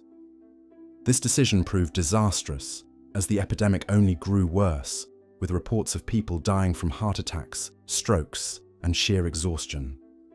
Medieval physicians were as baffled by dancing mania as they were by the sweating sickness. Some blamed it on hot blood, others on supernatural possession. The Church declared it a punishment for sin and prescribed prayer and pilgrimage as cures. Some communities tried to break the spell by playing different types of music, believing that certain melodies could counteract whatever force was compelling the dancers. Others resorted to physical restraint, tying down the afflicted until the urge to dance passed. Modern medical experts believe that dancing mania was likely a form of mass psychogenic illness, brought on by the extreme stress and hardship of medieval life. The constant threat of disease, famine, and war created a powder keg of psychological tension that occasionally exploded into these bizarre episodes of collective behavior. The dancing may have served as a form of release, allowing people to express their fears and frustrations in a socially acceptable way, even if that expression took a dangerous and ultimately destructive form. Another mysterious affliction that plagued medieval Europe was the English sweats, a different disease entirely from the sweating sickness, despite the similar name. This illness was characterized by severe joint pain, fever, and a distinctive rash that would spread across the victim's body like wildfire. Unlike many medieval diseases, the English sweats seemed to affect all social classes equally, striking down peasants and nobles with equal ferocity. The most terrifying aspect of the English sweats was how it could transform healthy individuals into twisted, pain-racked shadows of their former selves. Victims would develop severe arthritis-like symptoms, their joints swelling to grotesque proportions and becoming so painful that even the slightest movement was agony. The rash that accompanied the disease was said to be so intense that it felt like being burned alive from the inside out. King Henry VI himself was struck down by what many historians believe was the English sweats in 1453. The young king, who had been governing England with reasonable success despite his youth, suddenly fell into a catatonic state that lasted for over a year. During this time, he was completely unresponsive, unable to speak, move, or even recognize his own wife and infant son. The illness effectively ended his active reign and contributed to the political instability that would eventually erupt into the Wars of the Roses. These mysterious diseases were made all the more terrifying by medieval medicine's complete inability to understand or treat them. Physicians of the time operated under the theory of the four humours, believing that all illness was caused by an imbalance of blood, phlegm, yellow bile, and black bile in the body. Their treatments typically involved bloodletting, purging, and the administration of various herbal concoctions, none of which had any real effect on these bizarre afflictions. The helplessness of medieval medicine in the face of these diseases cannot be overstated. When the sweating sickness struck, even the most learned physicians could do nothing but watch their patients die. When dancing mania seized a community, doctors were reduced to wild speculation about supernatural causes. When the English sweats transformed a healthy young king into a mindless shell, the royal physicians could only stand by in bewildered horror. This medical helplessness had profound psychological effects on medieval society. People lived in constant fear of these mysterious killers, never knowing when they might strike next or whom they might claim.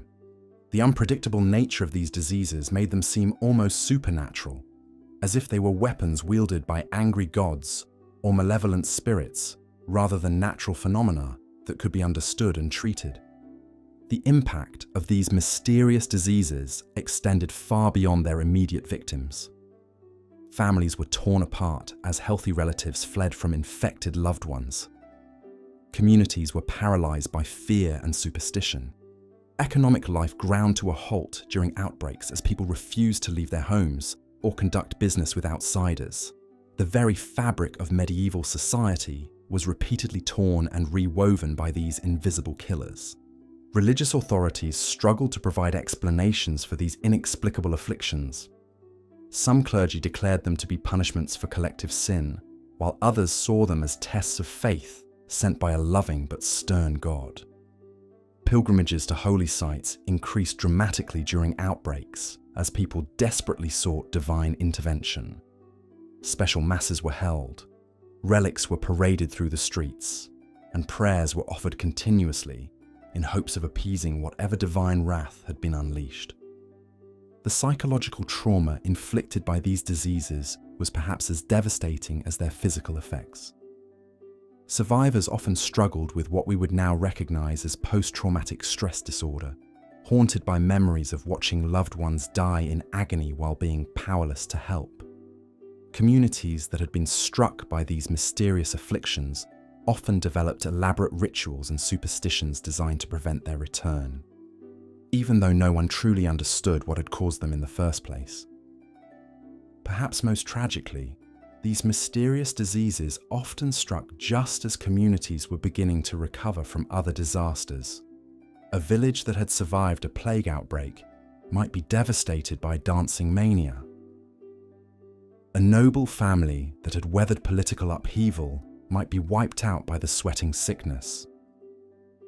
The cumulative effect was to keep medieval society in a state of constant vulnerability, never allowing people to feel truly secure or safe.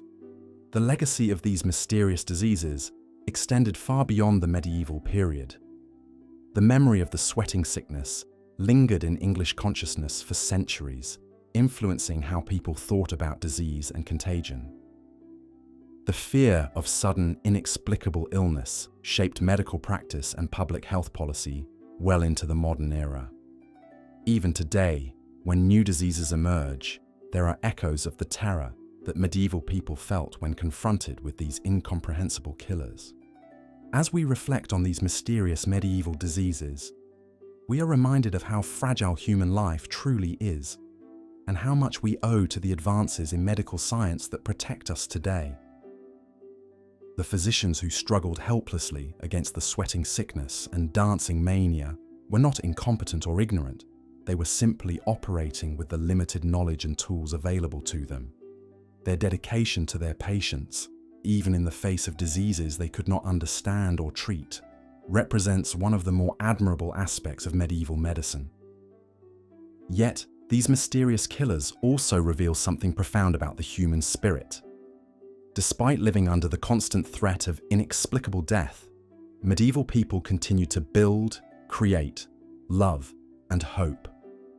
They married and had children knowing those children might be claimed by forces beyond their understanding.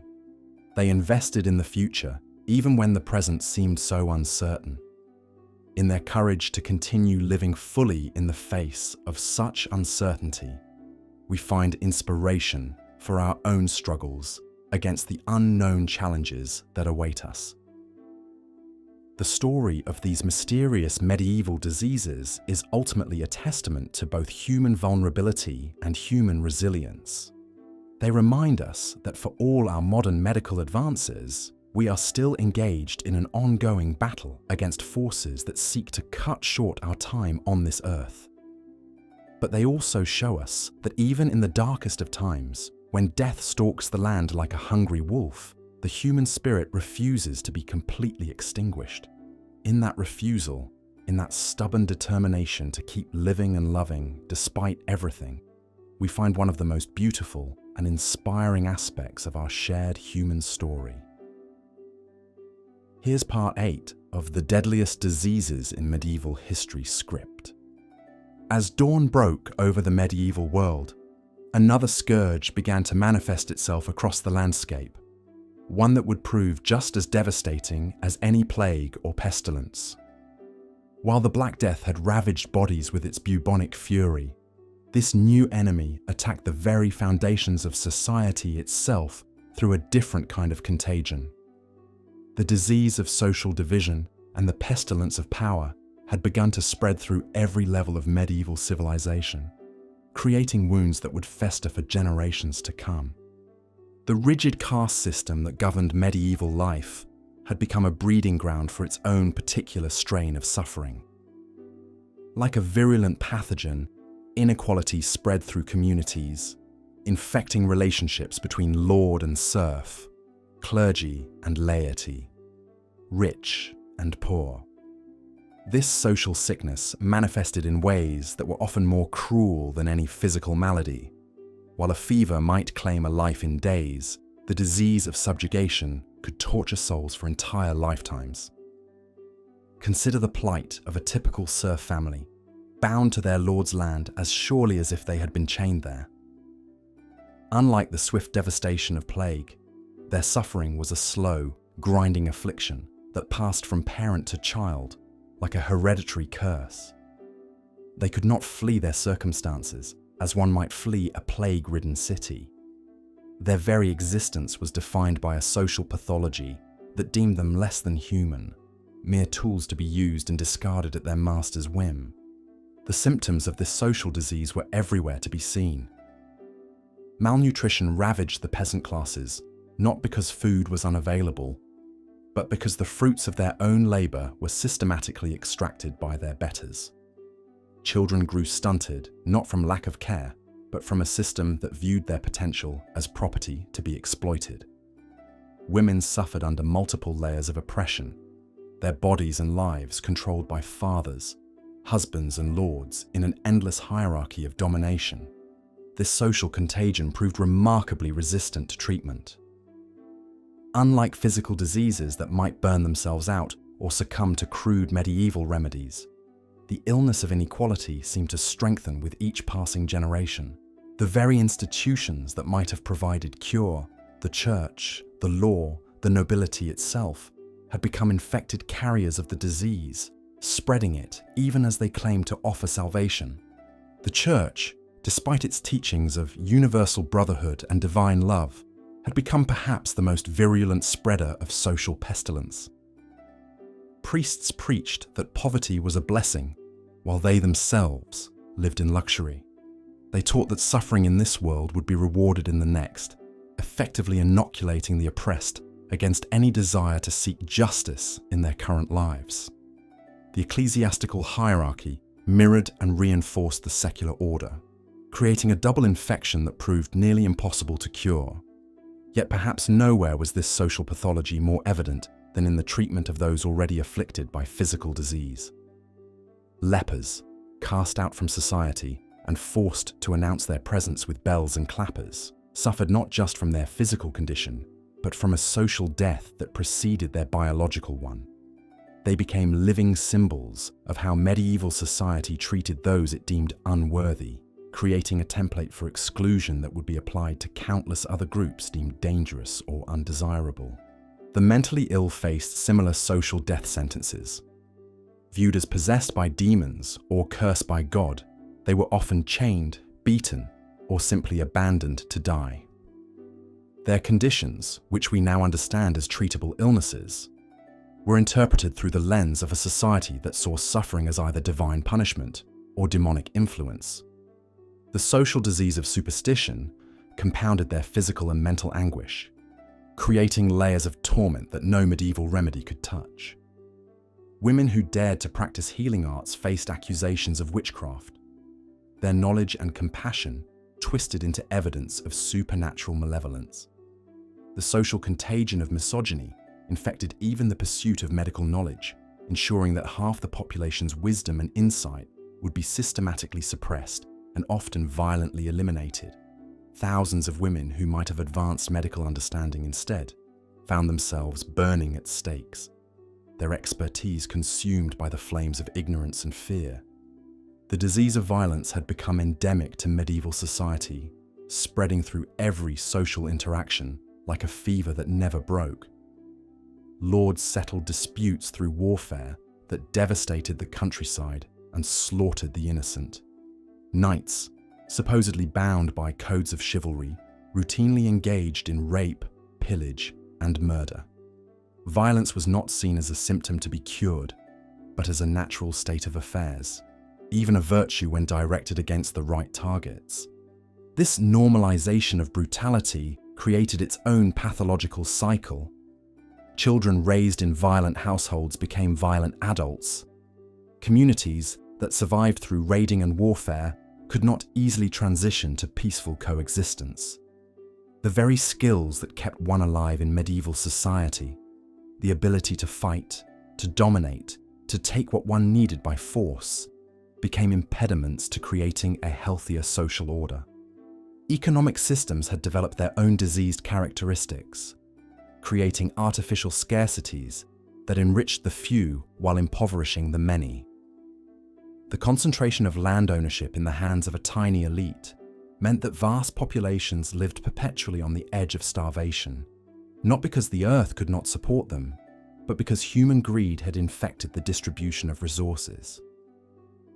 This economic pathology proved remarkably persistent, creating famines in times of plenty, and ensuring that even good harvests brought little relief to those who worked the fields. Trade networks, while bringing new goods and ideas, also served as vectors for social diseases. The pursuit of profit often trumped human welfare, leading to the exploitation of distant populations and the spread of slavery and indentured servitude. Merchants might bring spices and silks from foreign lands, but they also brought new forms of exploitation and new justifications for treating certain groups as less than human. The legal systems of medieval Europe had themselves become infected with the diseases they were meant to cure. Justice was not blind, but rather selectively sighted, seeing clearly when the poor transgressed but growing mysteriously dim when the wealthy and powerful committed crimes. Courts that should have protected the innocent instead became instruments of oppression, legitimizing theft, murder, and exploitation when committed by those with sufficient social standing. Trial by ordeal and trial by combat represented the complete surrender of justice to superstition and violence. Rather than seeking truth through investigation and evidence, medieval legal systems often relied on divine intervention or brute force to determine guilt or innocence. This judicial pathology ensured that outcomes reflected power dynamics rather than actual justice, perpetuating the very inequalities that generated crime and conflict in the first place. The educational systems, such as they were, had been thoroughly infected with social disease. Literacy was hoarded by the elite like a precious medicine, kept from the masses who might use knowledge to question their circumstances. The church controlled most learning, ensuring that education served to reinforce existing power structures rather than challenge them. Libraries were locked away in monasteries, their contents available only to those who had already sworn allegiance to the established order. This deliberate cultivation of ignorance among the general population served as a form of intellectual epidemic, keeping people in darkness about alternatives to their current suffering. Folk knowledge and traditional wisdom were systematically suppressed or demonized, leaving communities vulnerable to both physical and social diseases that might have been prevented or cured through broader access to information and learning. The very concept of childhood had been infected with adult pathologies. Children were viewed as miniature adults, expected to work and fight and suffer, without the protection that their developmental needs required. Child mortality was accepted with a resignation that bordered on the pathological, as if the deaths of the young were simply part of the natural order rather than a preventable tragedy. Young girls were married off to older men in arrangements that would be recognized today as systematic abuse. Boys were trained for violence from an early age, their natural compassion and creativity suppressed in favor of martial skills and aggressive dominance. The innocence and potential of childhood were sacrificed to perpetuate social systems that served adult interests while devastating young lives. Perhaps most insidiously, the social diseases of medieval society had developed a kind of psychological immunity that made them resistant to reform. People had become so accustomed to suffering and inequality that they often defended the very systems that oppressed them. Serfs would sometimes fight to protect the lords who exploited them.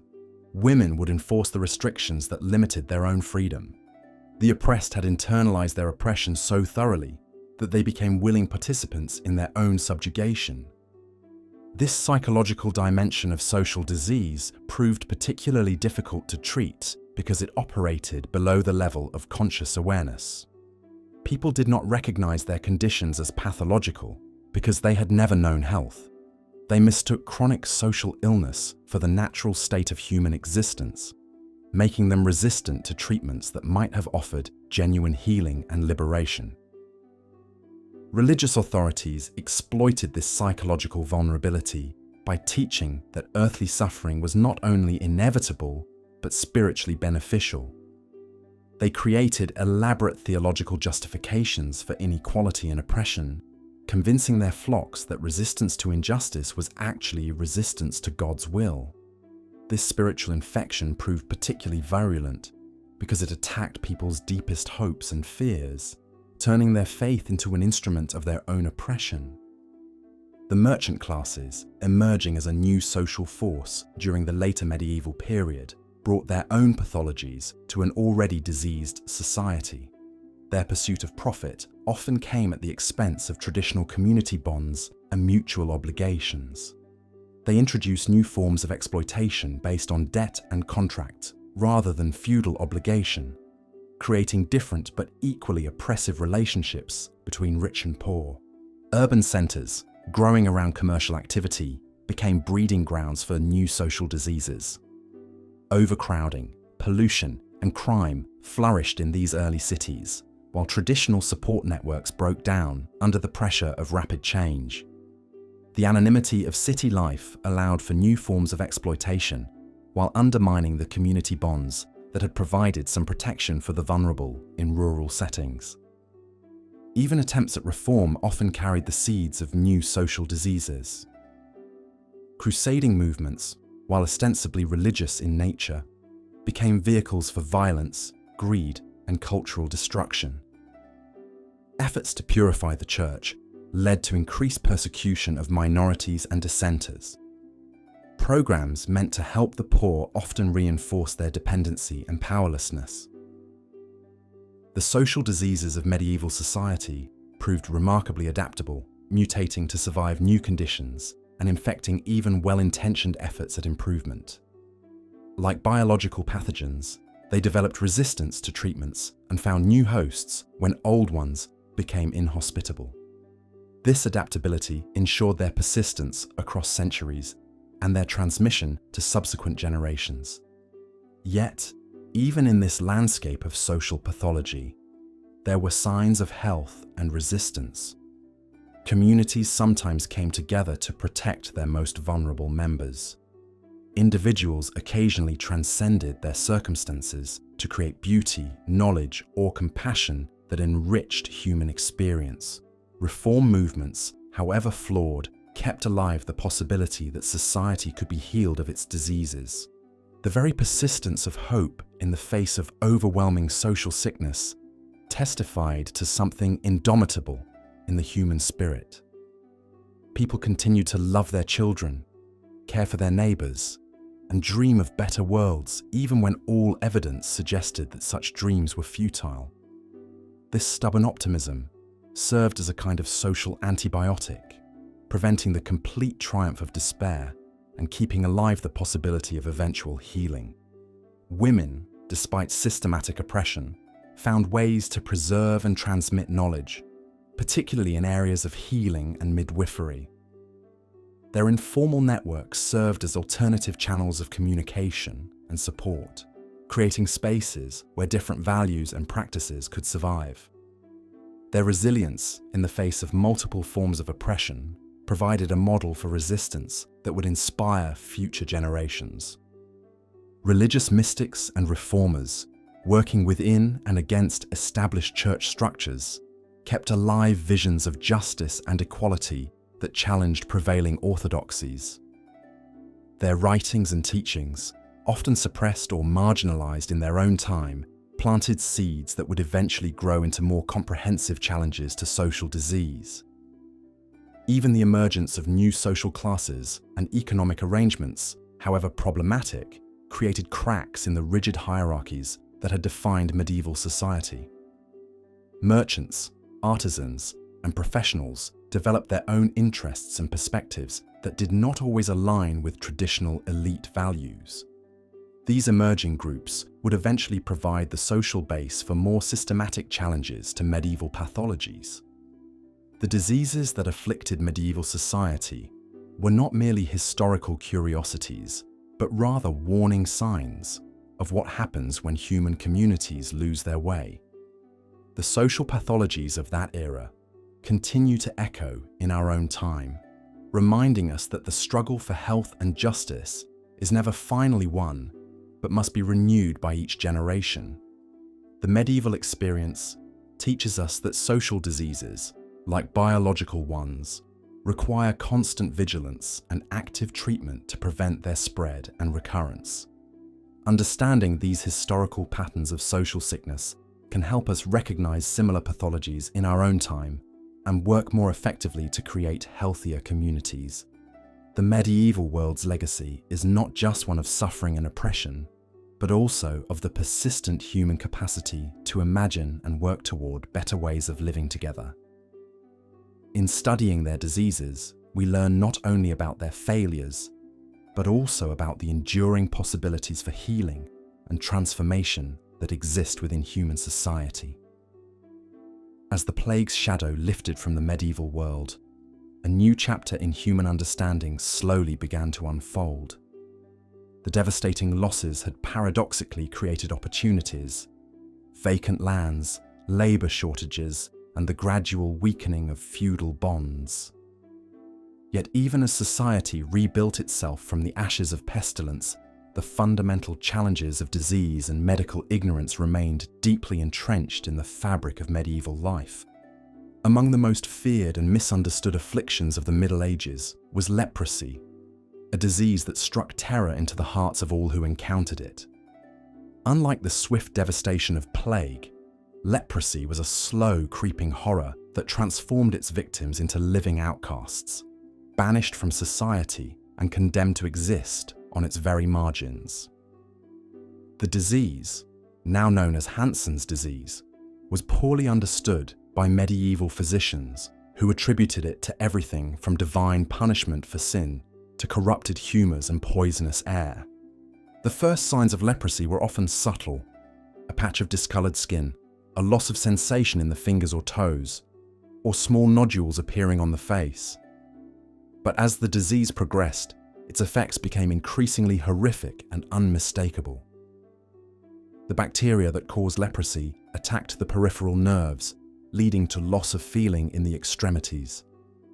Without sensation, victims would unknowingly injure themselves, leading to infections, gangrene, and the gradual loss of fingers, toes, and even entire limbs.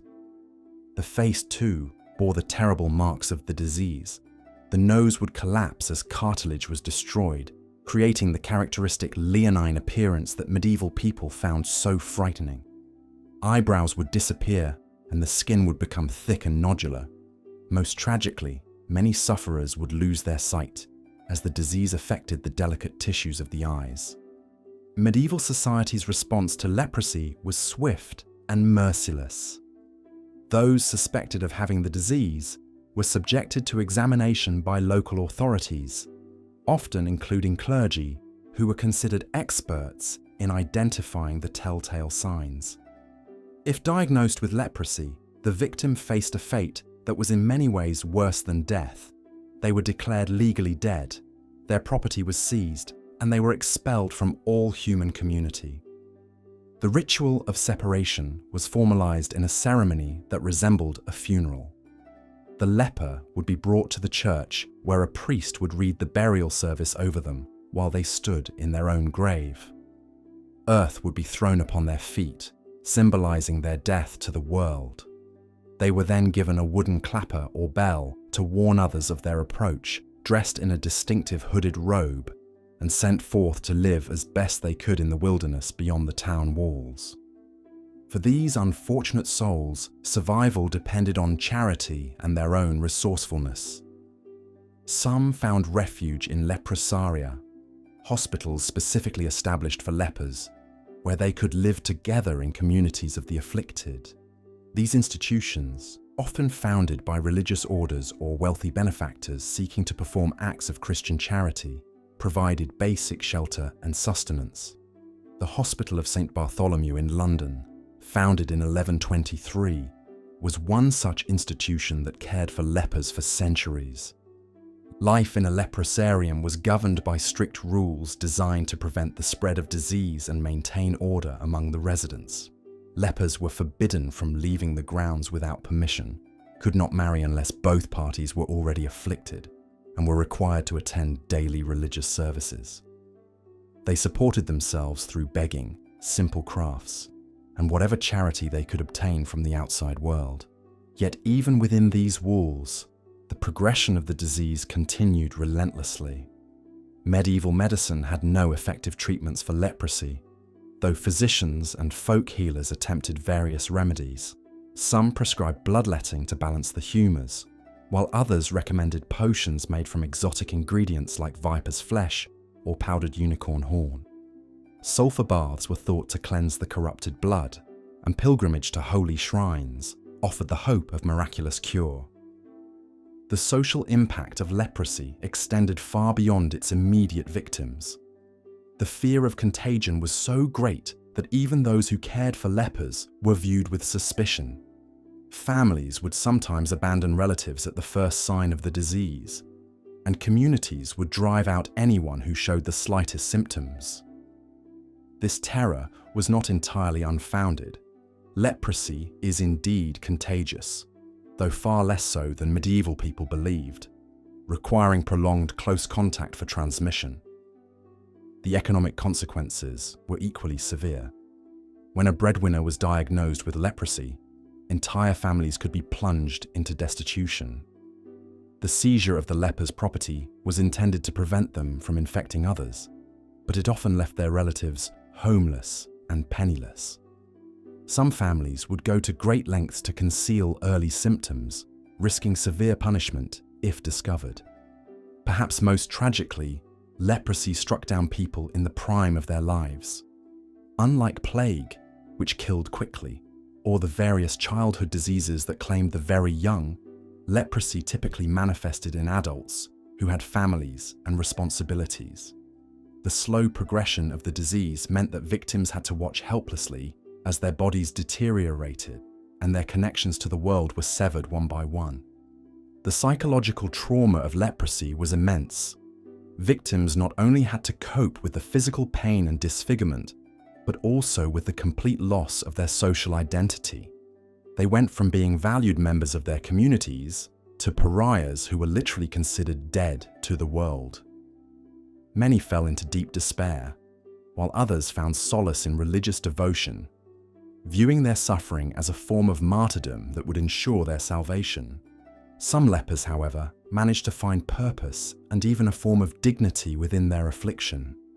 They formed tight-knit communities within leprosaria, supporting one another through shared experience.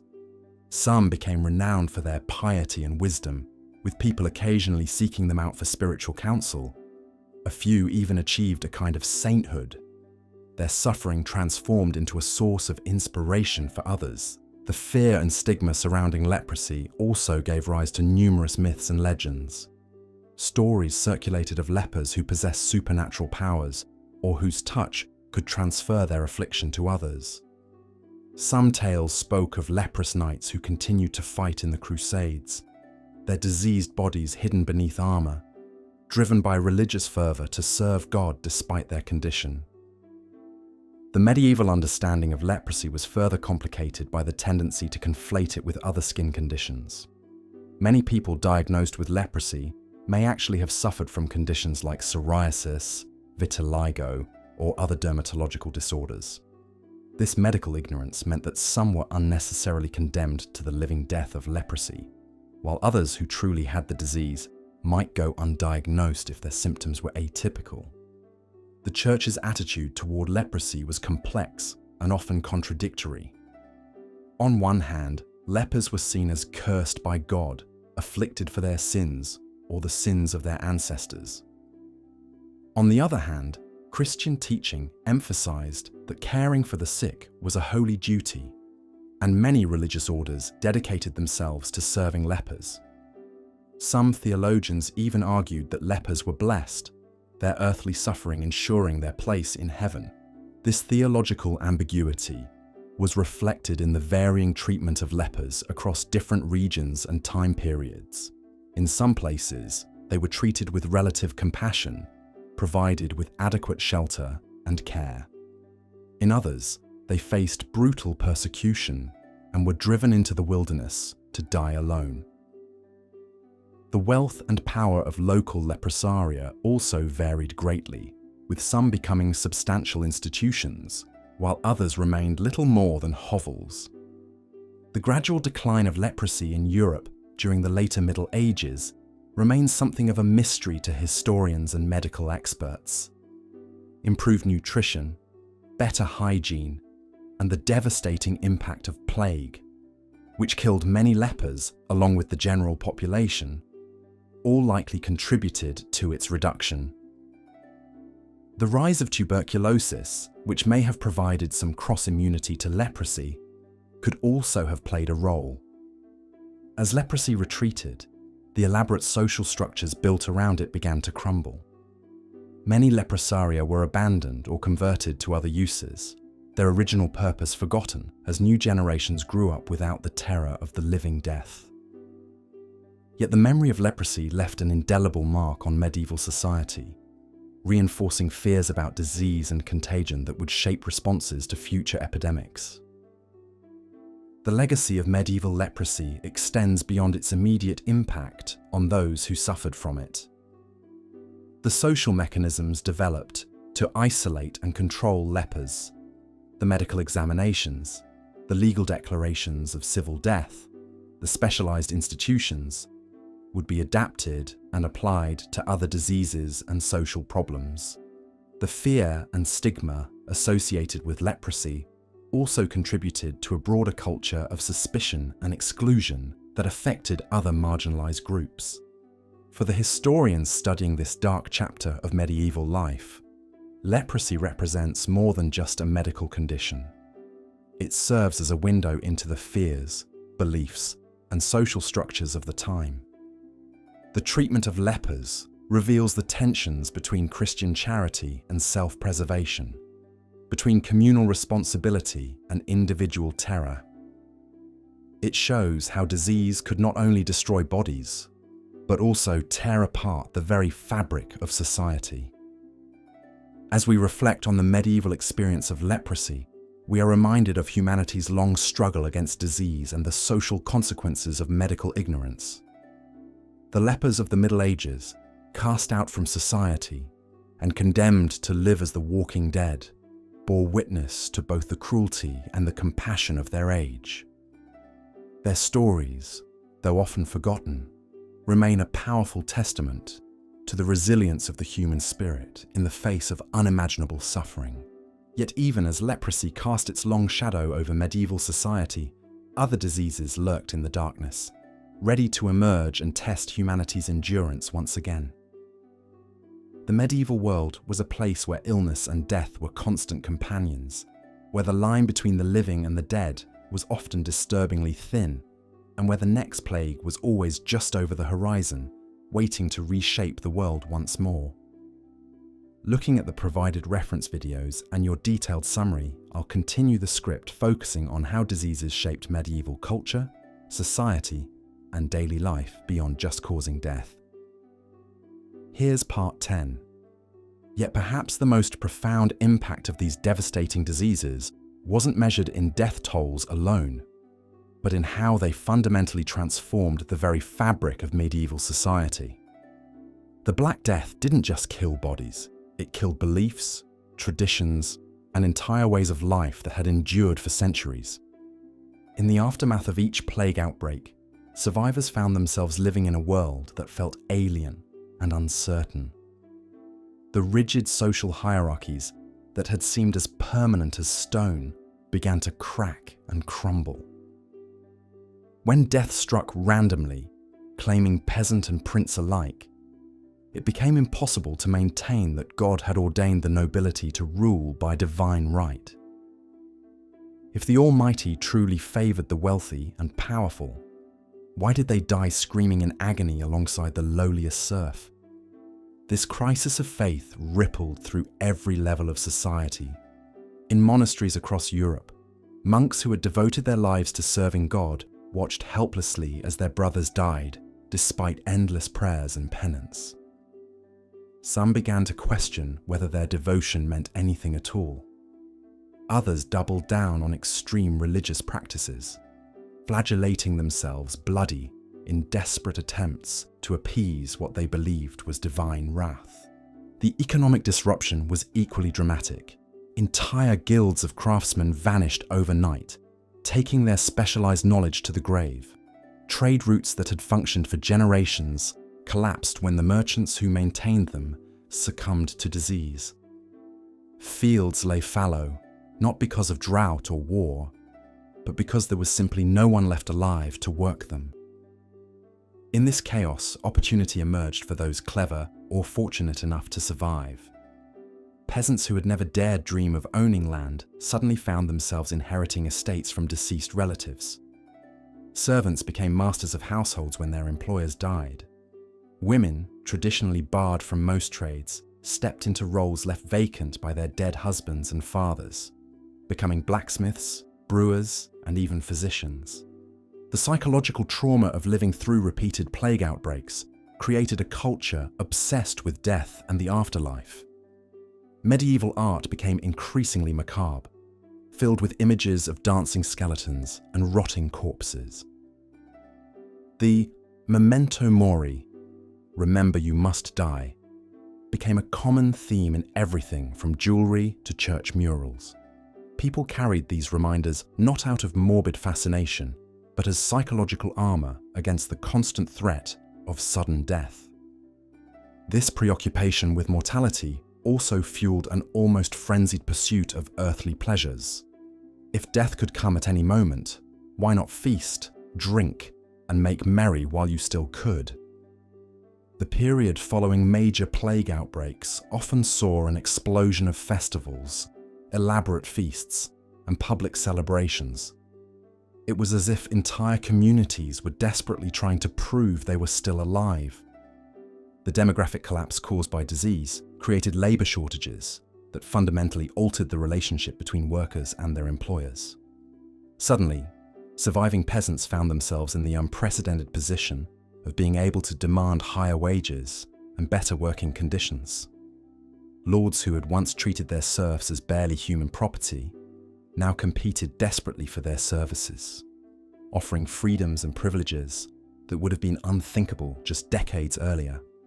This shift in power dynamics terrified the established authorities. Laws were hastily passed attempting to freeze wages at pre-plague levels and prevent peasants from moving between employers. But these measures were largely ineffective. You can't legislate away economic reality. The result was a series of peasant uprisings across Europe as workers fought to maintain their newfound leverage. The intellectual impact of these diseases was equally profound. The failure of traditional medicine to provide any effective treatment led to a crisis of confidence in established authorities. If learned physicians with their ancient Greek texts and complex theories about bodily humours couldn't save anyone, what good was all that accumulated wisdom? This skepticism helped fuel the early stirrings of what would eventually become the scientific revolution. Universities began to emphasize direct observation over classical authority. Physicians started performing autopsies to understand disease, despite religious prohibitions against defiling corpses. the very foundations of medieval scholarship. The idea that all important knowledge could be found in ancient texts began to erode. The repeated trauma of epidemic disease also reshaped family structures and social relationships. When survival was uncertain, people formed deeper, more intense bonds with those around them. Community solidarity became a survival strategy. Neighbors who might have feuded over property boundaries instead worked together to care for orphaned children and maintain essential services. Yet these same diseases could tear communities apart just as easily. Fear of contagion led to the abandonment of fundamental human obligations. Parents fled from infected children. Priests refused last rites to dying parishioners. The normal bonds of love, duty, and social responsibility dissolved under the pressure of mortal terror. Perhaps nowhere was this transformation more visible than in the treatment of marginalized groups. Jews, already subject to persecution, became convenient scapegoats for inexplicable suffering. Entire Jewish communities were massacred by mobs convinced that poisoned wells or demonic conspiracies had caused the plague. Lepers, beggars, and foreigners faced similar persecution as people desperately sought someone to blame for their misfortune. The artistic and literary legacy of medieval disease reveals a society grappling with fundamental questions about human existence. The great allegories of the period, works like Piers Plowman and the morality plays, are shot through with themes of corruption, redemption, and the struggle between earthly desire and spiritual salvation. These weren't abstract theological debates, but urgent practical questions for people who had watched their entire world die around them. Music too reflected this transformation. The elegant courtly songs of the earlier medieval period gave way to haunting dirges and frenzied dance tunes. The famous Dies Irae, Day of Wrath, became one of the most recognizable melodies in Europe, its ominous notes echoing through churches and inspiring composers for centuries to come. Even the physical landscape of Europe bears the scars of medieval disease. Abandoned villages, their stones slowly reclaimed by forest, dot the countryside. Ghost parishes, where churches stand empty in fields that were once bustling communities. These ruins serve as silent monuments to the demographic catastrophes that repeatedly swept across the continent. The survivors of these epidemics didn't just rebuild, they built differently. Towns constructed better drainage systems and imposed stricter sanitation regulations. Hospitals evolved from simple shelters for the dying into institutions focused on healing. The very concept of public health, of collective responsibility for preventing disease, emerged from the ashes of medieval pandemics. But perhaps the most lasting impact of medieval disease was on the European psyche itself. The experience of living through repeated apocalyptic events created a culture that was simultaneously fatalistic and resilient. People learned to expect disaster while also developing remarkable capacities for recovery and adaptation. This psychological legacy would prove crucial as Europe entered the modern era. The same societies that had survived the Black Death would go on to launch the Age of Exploration, drive the scientific revolution, and ultimately reshape the entire world. The mental toughness forged in the crucible of epidemic disease became a competitive advantage in an increasingly complex and dangerous world. Today, as we face our own global health challenges, there's something both humbling and inspiring about looking back at our medieval ancestors. They endured suffering on a scale that's difficult for us to comprehend, yet they didn't just survive. They transformed adversity into opportunity, chaos into creativity, and despair into determination. The diseases that stalked medieval Europe were indeed deadly enemies, but they were also, in their terrible way, agents of change. They shattered old certainties and forced the creation of new institutions, new ideas, and new ways of understanding human existence. In learning to live with death, medieval people ultimately learned how to build a more resilient and adaptable civilization. As we close this chapter of our journey through medieval maladies, we carry with us the knowledge that human societies possess remarkable powers of recovery and reinvention. The same species that nearly succumbed to plague and pestilence also created art, literature, and institutions that continue to inspire us centuries later. In their struggle against invisible enemies, our ancestors discovered reserves of courage, creativity, and compassion that remind us of the very best of human nature.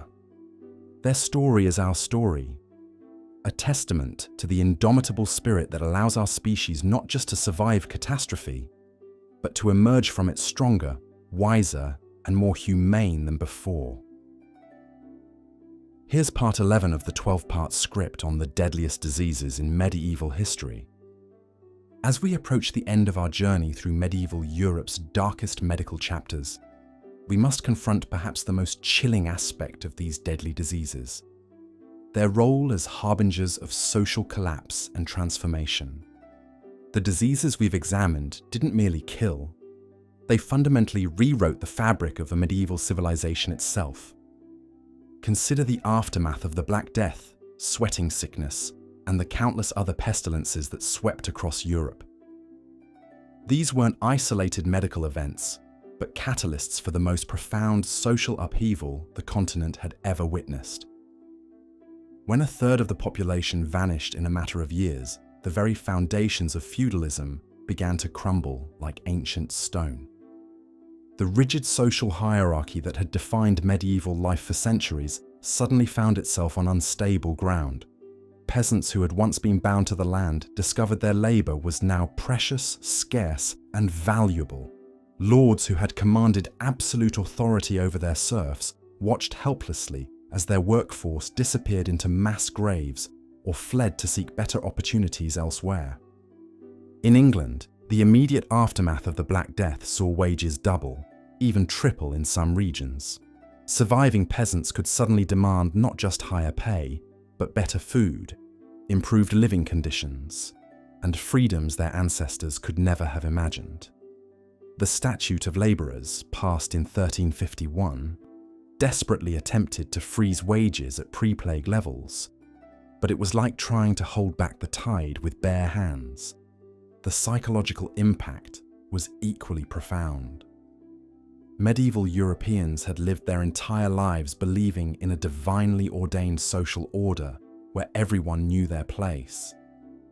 God had supposedly arranged society with kings at the top and peasants at the bottom, and to question this arrangement was to question God himself. But when the plague struck down noble and peasant with equal ferocity, when bishops died as readily as beggars, that entire worldview began to fracture. The Dance of Death, or Danse Macabre, emerged as a powerful artistic movement during this period.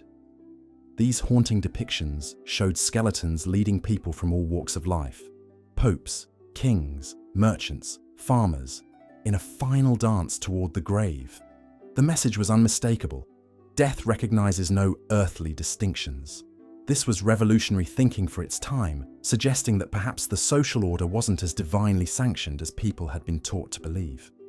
But the diseases did more than challenge social hierarchies. They transformed the very relationship between the living and the dead. Medieval people had always been familiar with death, but the scale of mortality during plague years created an entirely new relationship with mortality. Mass graves became commonplace.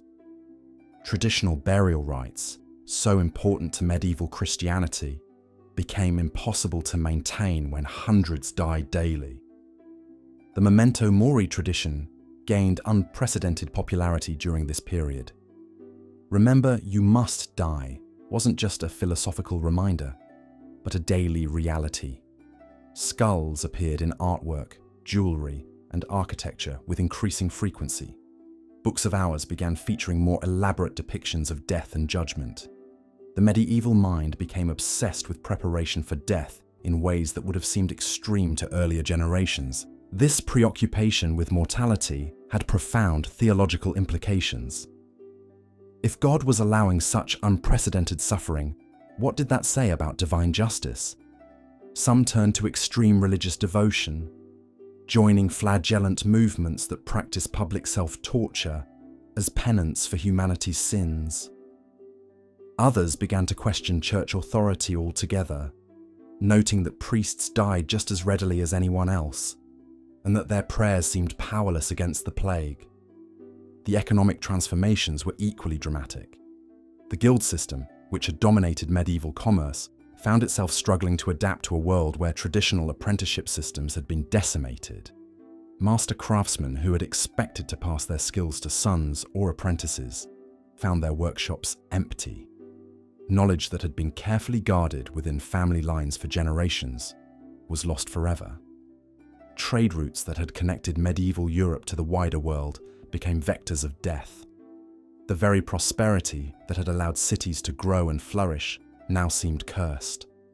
Venice, that great commercial power, watched its population plummet as ships brought not just exotic goods, but exotic diseases.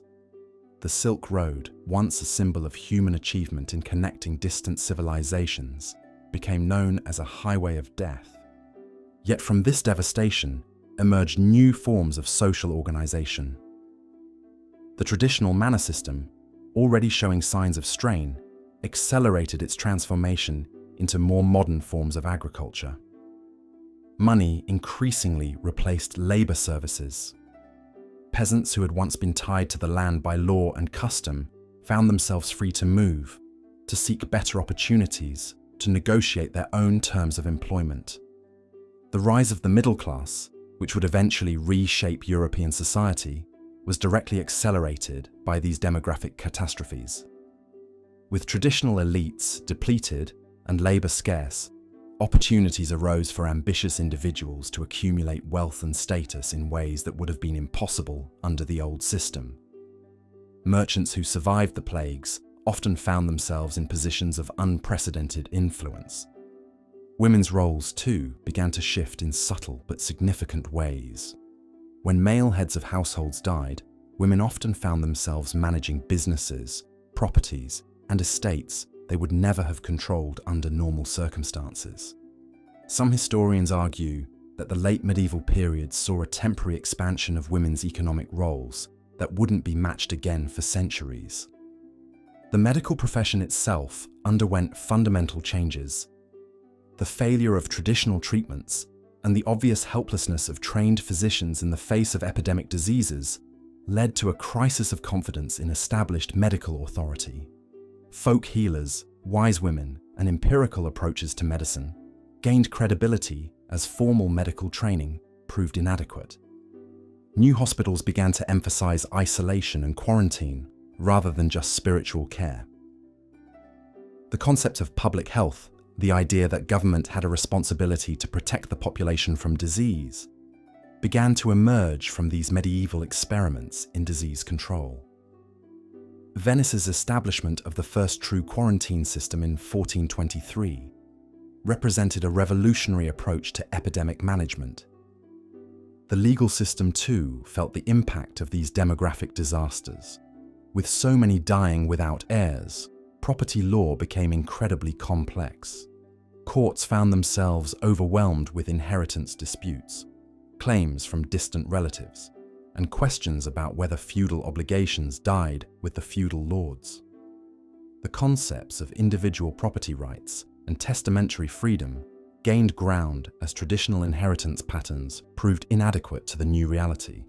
Perhaps most importantly, these diseases began to erode the medieval synthesis that had united faith and reason, spiritual and temporal authority. The Black Death arrived at the height of medieval civilization, when the great cathedrals were being completed and scholastic philosophy had reached its most sophisticated development.